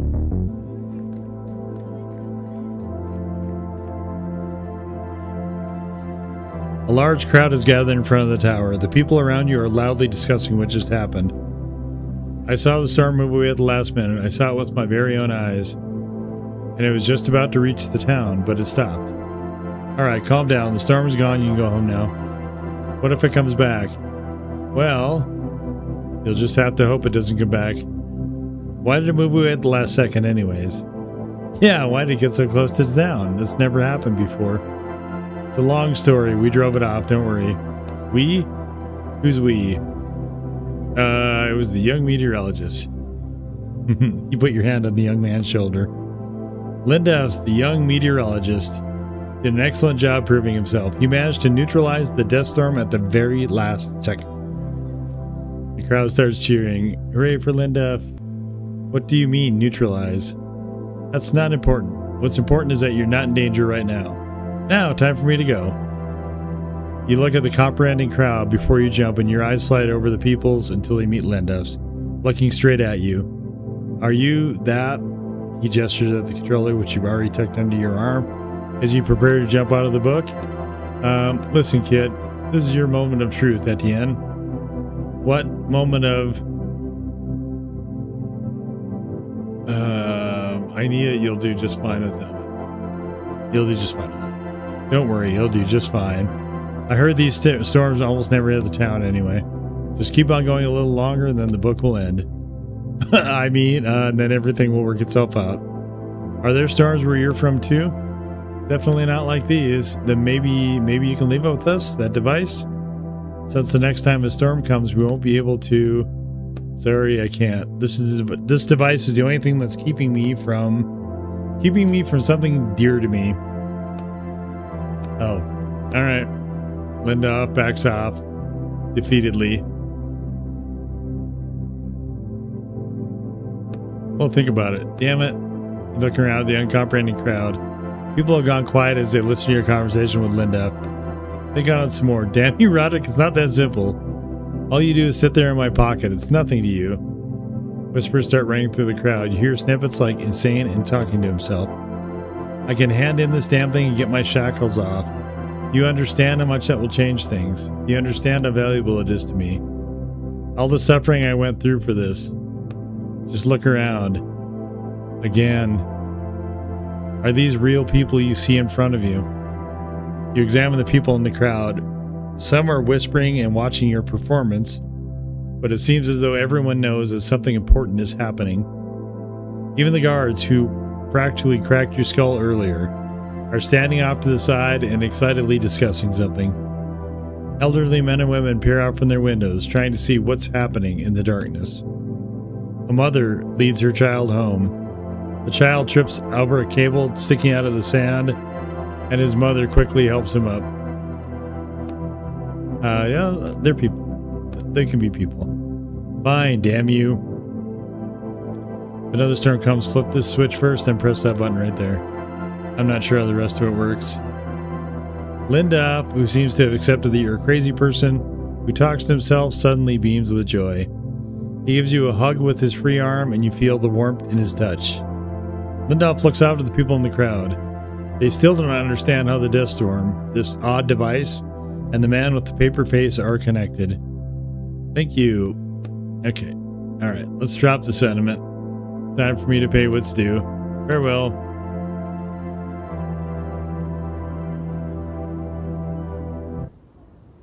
I think I kept it last time. I don't remember for sure, though.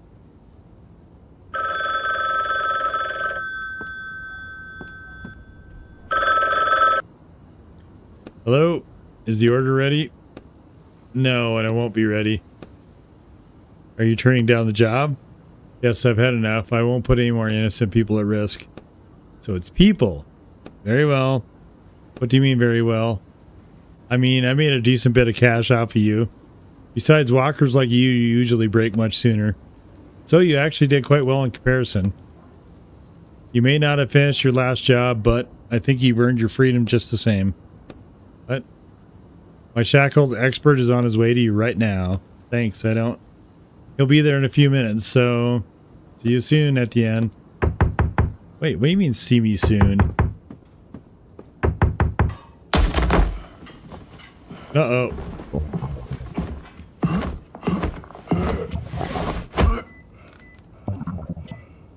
Uh-oh.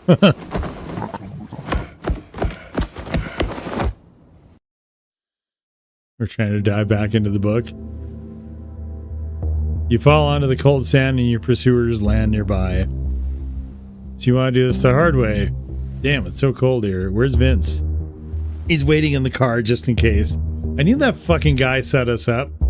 That asshole. He's the one that convinced us to do stuff. And then he fucking turned us in, a dickhead. Wait, Vince was on your side the whole time? That bastard? Deal with him quickly and I'll get the book ready so we can get to the collector. Can you handle this? Hey, anybody want to help me? I just saved your city a minute ago. Come on. Your voice echoes through the empty square. It seems like everyone is in bed already. Fine. That should be alright.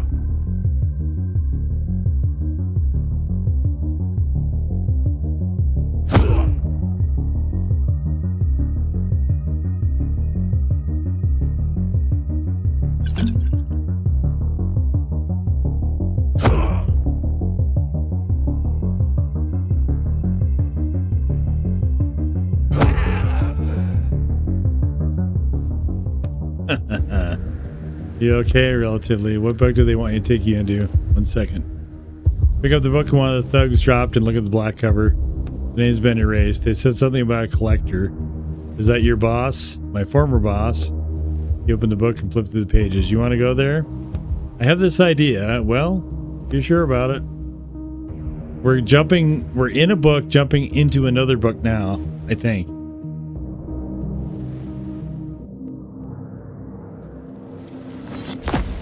Okay. Why? Everything's blurry and there's no color. We've gone too deep. We're inside a book, inside a book. I can barely breathe. Me too. We need to find the collector as soon as we can and then get out of here. What's your face? Why, that's my what's... Oh, so we're starting to... Oh, our human face is coming through. Damn it, we need to hurry. Yeah, I guess we probably do. You know, some familiar looking briefcase. Tag is visible on one of them. Walker, Rich A, Item X, Client, Herman Publishing. What are those? Briefcases for stolen items. I gave the collectors orders in briefcases like these. So there are objects from other books inside. Think there's something you could use in there? Yep. Let's see. An old rag doll is inside the briefcase along with a set of rusty pins. Is that what I think it is? I don't know. What do you think it is? A voodoo doll? It even has pins. Okay. Okay, we'll take a voodoo doll. Something else here is a bag that says to be sorted. Examine the broom. Take that. Examine the cloak. Okay. Okay. Examine the capsule. Fear toxin. Okay. Examine the wand. Ovis Aries.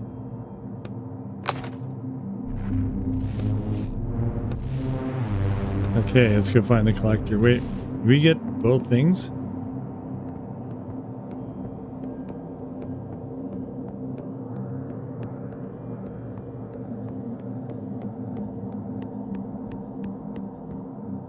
Wait. Haven't noticed yet. Yeah, so this is where they handle the briefcases for the orders. Can we crouch down and sneak past? You, who the hell are you? Get over here now. You walk into light and the men turn sharply to you. Who the hell are you? Nobody. I work here. I'm scheduled for today. Why are you talking so slowly? Let's use the wand. Take the wand out of your pocket and point it at the closest walker. Ovis Aries. A beam of blue energy bursts out of the wand and hits the walker in the chest. In the next instant, the sheep is standing where he just was. Oh, that's right. Ovis Aries is the scientific name for domestic sheep. I thought it was a spell. The second walker is already dropped into a fighting stance, ready to attack. Ovis Aries. You point the wand at him, but nothing happens. A large crack is now running through the crystal at the end of the wand. Useless piece of... Sound the alarm, quickly!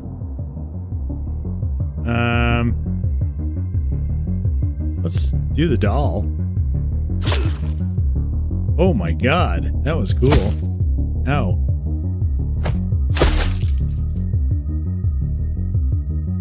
I want to do the doll again. Wait, that takes a lot. Let's do the ink.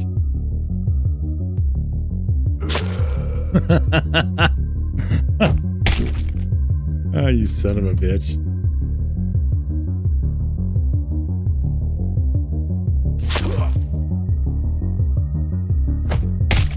Ow.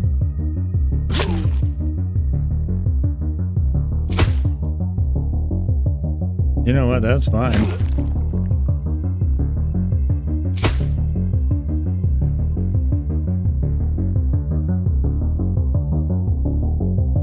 Let's take this shield so we can get some health back.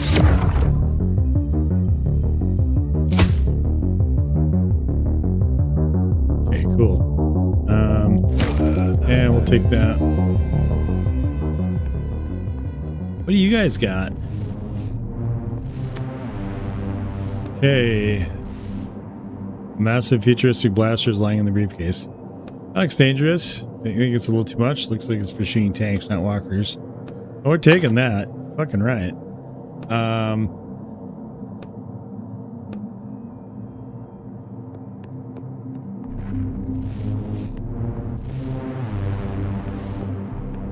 voodoo doll was really cool, though.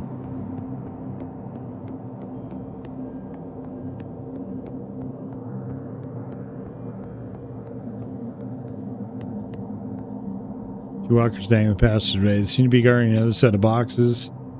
Something quietly and completely unaware of your presence. Let's oh yeah, let's throw a toxin capsule. Falls between the shatters. Men turn around sharply. Hey, stop, you. Both men in their fear. You're a monster. Help. Jump over the railing into the darkness. Nice. Okay, hold on. Who's this guy? Ooh, books. Stack of books. The ones I've been in. What are you doing? Librarian is busy arranging books and probably wouldn't even notice an atom bomb. Nothing else here? Okay. That worked out well. Okay, should we try the...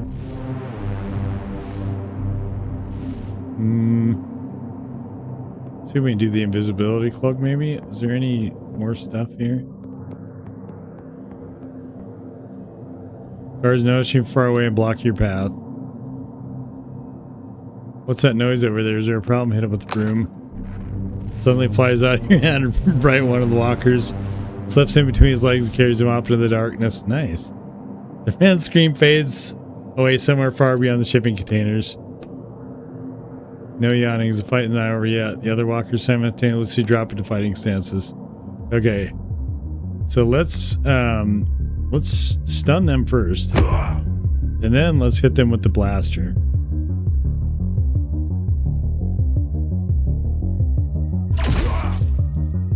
Yes, that was good. Ow, that was bad. Oh, that was bad too. Ouch. You fucker. Ow. Ow. Okay.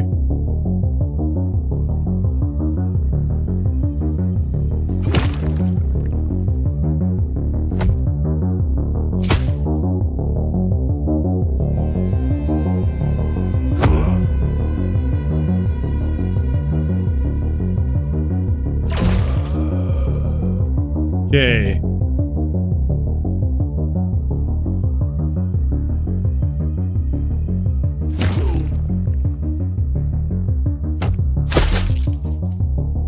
Well, you some bitch.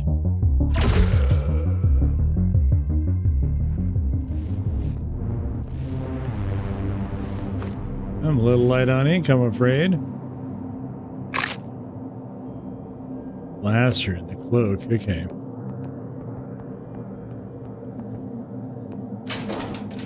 All right, into the boss's hideout. I think we're at endgame. We're really close to it.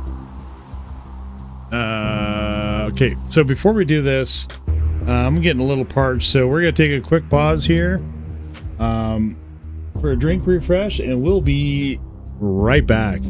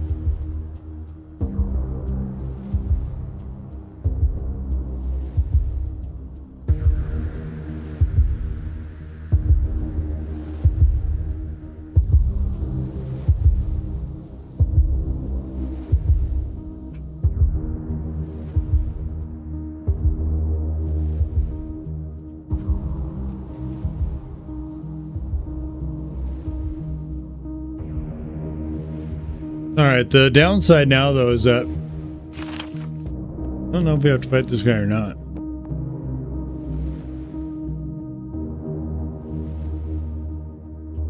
All right, I give up. Just don't hit me. Take off my goddamn shackles. There's a slight problem with that. My shackles expert took the day off today. His daughter's sick. He's lying. I know. How about I call you when he's available, okay? It'll only be a few days. You hit him. You think I'm an idiot. Well, if you really want to know, you promised me you'd take them off, so hold up your end of the deal. But you didn't hold up your end. I'll hold it up right now. Calm down, you idiot. No one except the writer's place can take them off. Which I thought was probably going to be the case. Like, even if he lost them, you know, it's like if you have an ankle monitor and somebody takes it off and you're supposed to have it on, like, they, that would be problematic if they discovered that. Do you really think my own men will be walking around in shackles if I could take them off?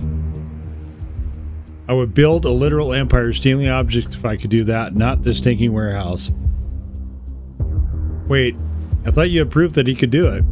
A friend told me about him. Wait, Vince told me about you, and then I found out he was one of your thugs. You are an idiot. Was that all part of your plan? Well, this thing that's happening now wasn't. You're going to take off my shackles. I don't know how, but that's your problem now. Or what? Are you going to kill me? A character? He winks a horrible wink, but you've turned into such a nice guy now, haven't you? You squeeze his throat with all your strength and look him in the eye. Let's find out right now just how much of a nice guy I am. That doesn't quite inspire fear, to be honest. Let's finish this just up quickly. I have things to do. Some important people will be here soon, and I'll be offloading a huge lot today. You turn around and see a stack of containers through an open door.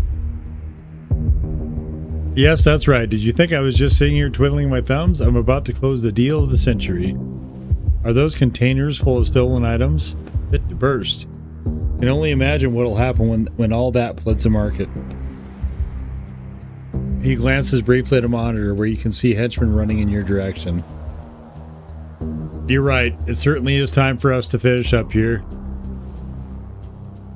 Grab him by the essence. Oh, let's grab by the essence. You push your hand deeper in, trying to touch not the collector's neck, but the very essence inside him. You feel a scrap of old paper. Your fingers run across the text written there in old ink many, many years ago. Wait. Start pulling. I can call the shackles expert. Let's say tomorrow, okay? That's the only time frame I can give you. We'll get your shackles off and you'll be set. You can write as much as you want. His henchmen are almost here. Sorry, I'm not letting that happen to me again.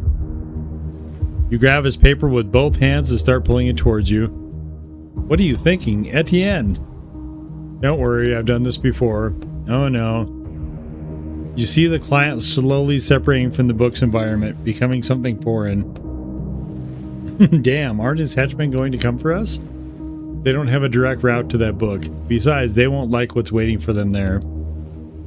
You keep pulling the paper. It gets more and more difficult to pull. What's going on? Now is not the time to give up? No, I'm not giving up. This is as hard as I can pull. What now? They're right outside already. Now we add another force. You bend your knees, ready to jump upward. You push off the ground and hear an unbelievably loud crunching sound. So loud it feels like the whole world must be able to hear it.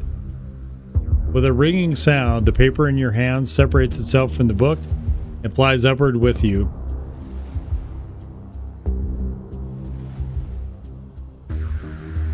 So they left the book. Wait. They left their book to come to me, to my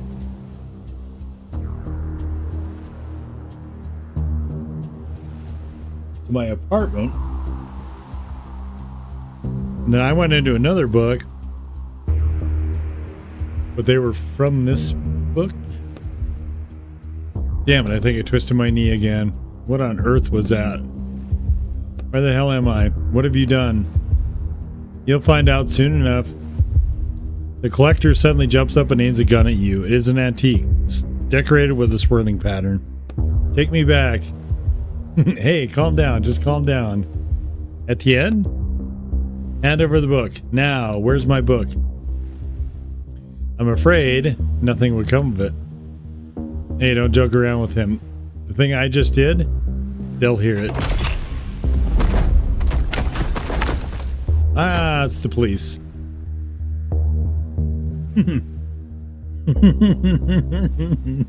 Riders police, nobody move. Hey you, drop the gun. Not another step or I shoot him. Boss, that's Leroy Roshan. The collector? What the hell is going on here? Etienne? How are you mixed up in this? Oh, hello officer. Hold on, how did you recognize me? You came in for questioning in that same coat. Damn. I disguised my face, but I forgot to put on a different coat. I'm warning you, I won't surrender alive. He aims the gun at the police officers, then back at you. And hold back your little pet rider there. I see him. He puts his hands up and looks at the officer, waiting for a signal. Well now, we'll come to an agreement and everything will be just fine. Where's my book? I don't think we'll be coming to an agreement with you, thief. Quiet. No, we're going to make a deal, and I'm going to walk away. You're accused of stealing thousands of objects, and now that you're in our hands, you're not going anywhere. That's enough. This is all because of you, you bastard. Sound of a shot rings out. Etienne, you close your eyes. Damn it. You open your eyes and look down. The metal of Roderick's cage protected you from the bullet, but there's not much left of it now. You see a small, ragged scrap of paper inside. Derek, you moron, I told you to stop talking. Sorry, boss. Are you alright, Walker? Now it's your turn. Hands up. You look at the remains of paper in your hand. Don't make us use force. Cool it. He's just in shock. Etienne, it's best if you come with us now. We'll talk about all this at the station, okay? Hold on, what's that in his hand? It's a character, and not one from this book. Etienne, are you out of your mind? You're carrying around a stolen character, even in your current situation? Derek, I can't take an isolated character. Call for backup. You shove the officer. His head slams into Derek, who staggers backwards, eyes shut. Damn it. Jump out of the book. Okay. Okay. Well, shit's just getting crazy around here. Oh, there's more of them. Oh, God, there's lots of them. Oh, we're going out the window. Okay.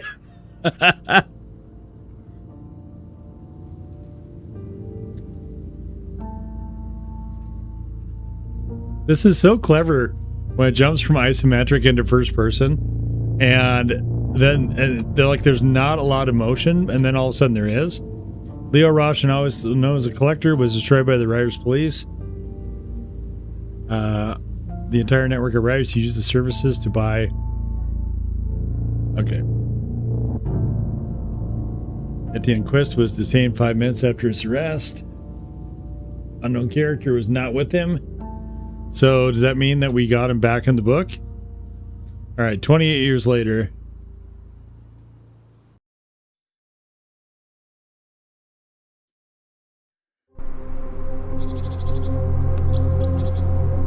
Well, I think this is his house. Pick up your disguise. All right, now I'm ready. Okay, we've got carriages here. We got Cobblestone Street.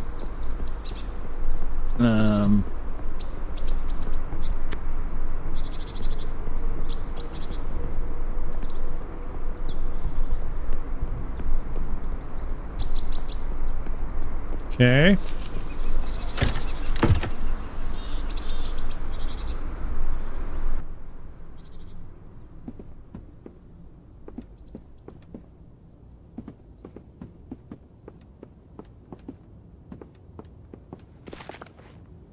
Bookshelf.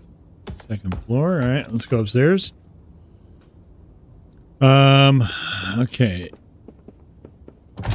Okay, we'll go in the office. What's in here?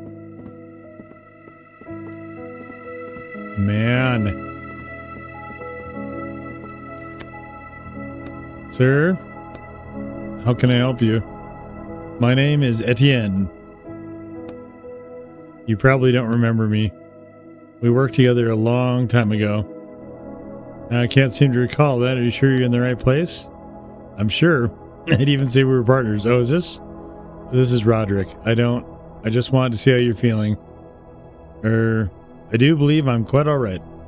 Should I be worried about something? Do you remember your name? Of course. And where you live? Baker Street.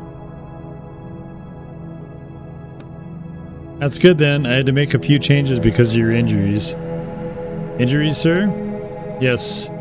Although it seems everything worked out. Sorry. Oh, so that is, I think, Sherlock Holmes. And so Watson was our companion, I think. Watson? Holmes? And you, sir? I'm on my way out. Someone you know, Watson? I'm not sure. Are you quite certain you're all right, sir? Yes, my apologies again for disturbing you.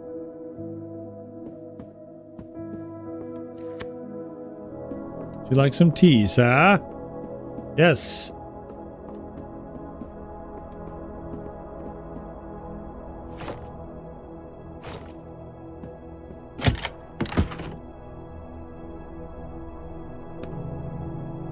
Well, time to head back. I'm glad you're doing well, friend. Okay, so that's what happened to... We put him back in his book, so somebody stole a character out of the book entirely? Oh, wow. He, like, literally just taped it back in. Well, Roderick, it's time for me to figure my own stuff out.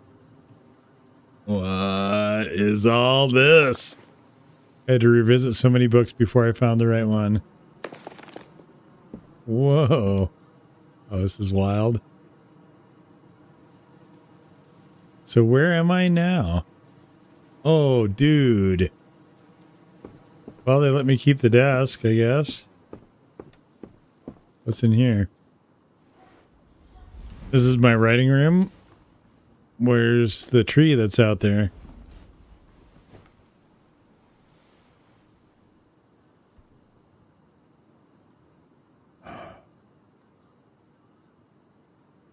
Okay.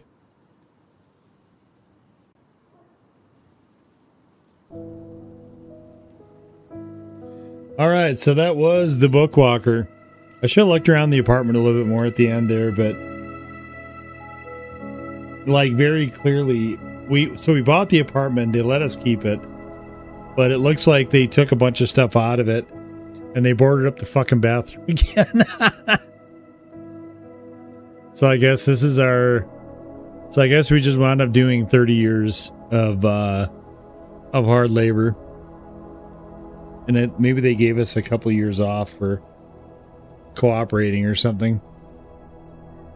I think they mentioned that somewhere in there that we could get 2 years taken off for something or other.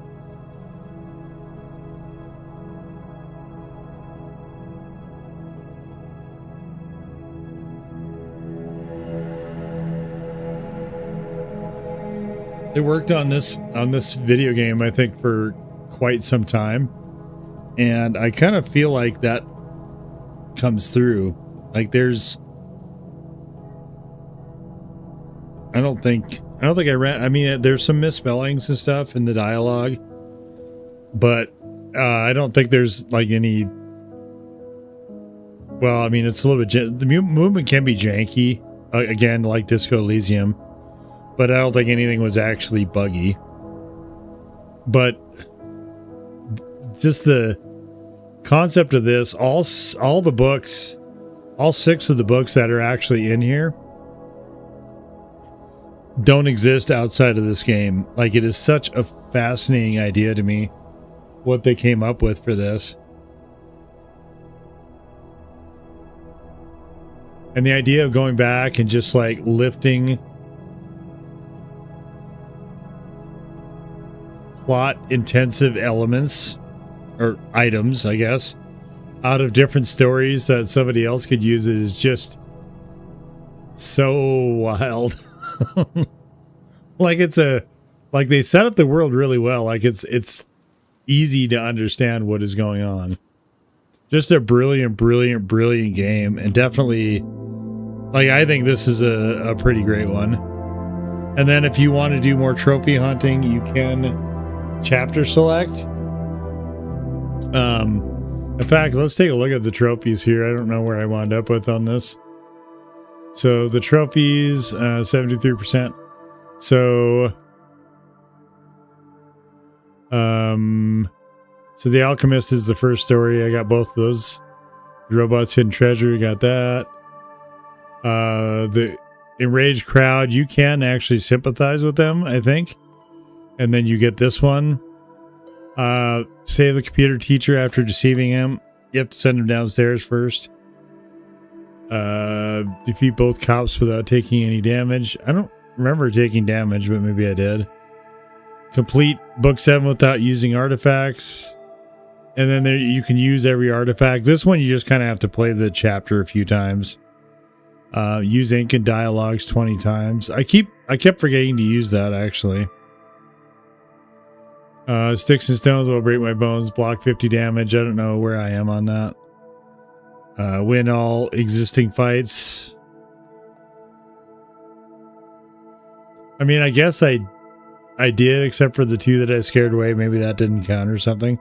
So there is a lot, I think actually a lot of replay value in here, because you can go back and kind of, it's just like Disco Elysium. You can just check out all the different paths where stuff might lead you. Very definitely a sort of branching narrative type thing. And like, I think this is just a really incredibly well done game. And it's not as intensive as Disco Elysium. Like Disco Elysium is fairly time consuming to go through the game. This one is a much more truncated version of that. But I think it lends itself so well.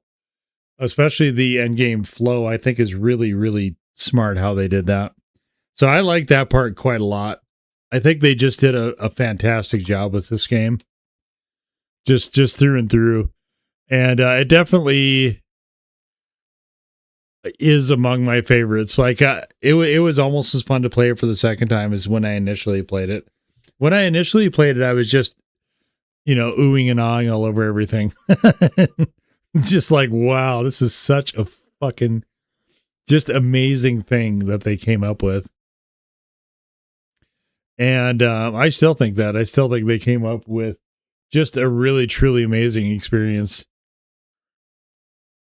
Especially if you are willing to sort of invest yourself in, like, there's nothing left to chance. You're in this, it's a really bleak place where you are. Like, it is super bleak.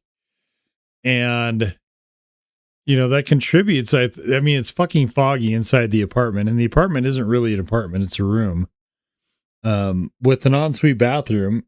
Actually, I guess it's like a 1-bedroom apartment minus the kitchen. So I guess maybe closer to a studio apartment, actually. So that probably is closer to what it is, actually. Closer to like a studio apartment. Where you can kind of like have a sleeping area, and then it's segmented off by a door there.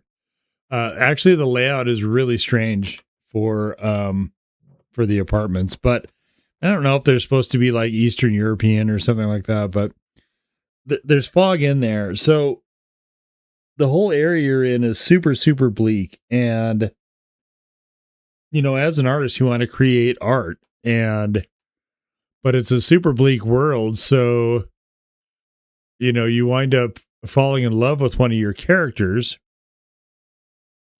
And anyone who's written like fictional stuff knows that sometimes characters will take on a life of their own, and sometimes stories will go in places that you didn't predict when you started writing it. And given how bleak the world is, like if there was a mechanism to extract a character like that, in an attempt to find love or whatever, like I can, the temptation, I think, would be difficult for a lot of people to resist.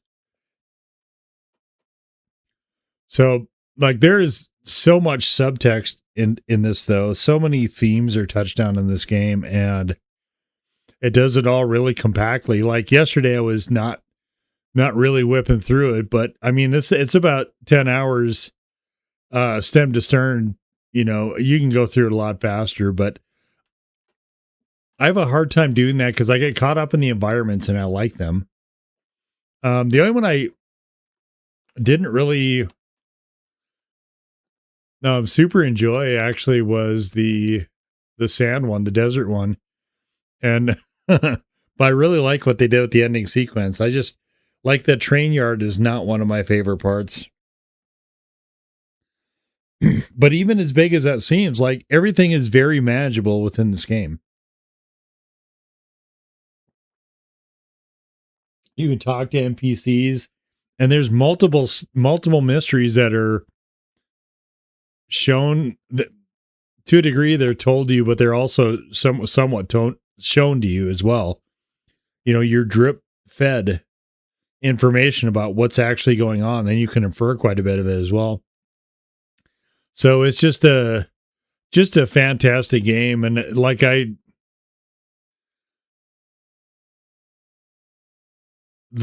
of these streams haven't been like the streams of this and the game before I haven't been doing as well as some of the other ones, but that's fine. Like if one person sees the streams and is exposed to this, that's a total success.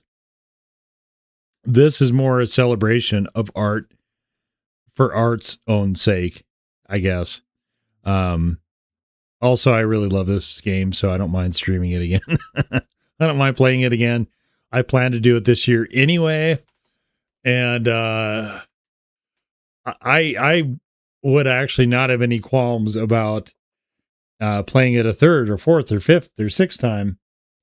Like it is so brilliant in many, many respects. So the top 25 list I did earlier in the year, I figured there was going to be shakeups, and the next time I do that, I'm not gonna redo the list till next year. But when I do it in early 2026, there will be shakeups, for sure. So, but all right. So, what's going on as far as the streaming schedule from here? No stream tomorrow. There will be Friday Night Wreckfest, of course. We'll be back on the original Wreckfest. I might set up a server for that. I don't know yet. I'm gonna kind of bang around and just kind of see what shakes out. So that one, I may or may not be setting up my own server. If I don't like what I see, then I probably will. We can just play my favorite tracks together. I won't be, again, because I'm streaming, I won't be using the party chat. I'll be using my own private party, so I won't be on the regular chat. But, if you guys anyone wants to come and wreck some cars with me on PlayStation, Friday night's all right for wrecking. Both Saturday and Sunday will not be a stream either day. Saturday I've got other stuff I need to get to, and Sunday I've got basically an all day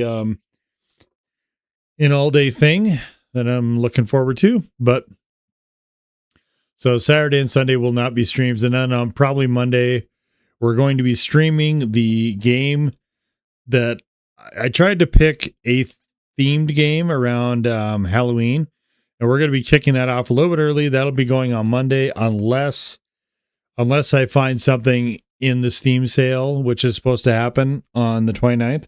If I find something that I like better, I might play that instead. But there will not be a stream tomorrow. There will not be a stream over the weekend. So Friday Night Wreckfest is the next one, and then after that, we're probably most likely going to be jumping into the October game. I don't know how long that game is actually going to take, so I was planning on just starting on the 1st of October, but I didn't realize, how the calendar was shaking out. So instead, we'll be starting on a Monday. It's a game that's been out for quite a while. It does feature Halloween monsters, and it's something that I've been looking forward to for a while, but I've been saving it. Actually, I forgot about it for a lot of years, but I've been saving it this year once I remembered to pick it up. So we'll be kicking that around. But anyway, I appreciate everyone who dropped by today. And like I said, if you want to fuck some shit up or watch me fuck some shit up on Saturday, we'll be doing on Friday rather. On Friday, we'll be doing Friday Night Wreckfest, and then from there, the following week, we'll be on a different game entirely. But for now, I will bid you all adieu.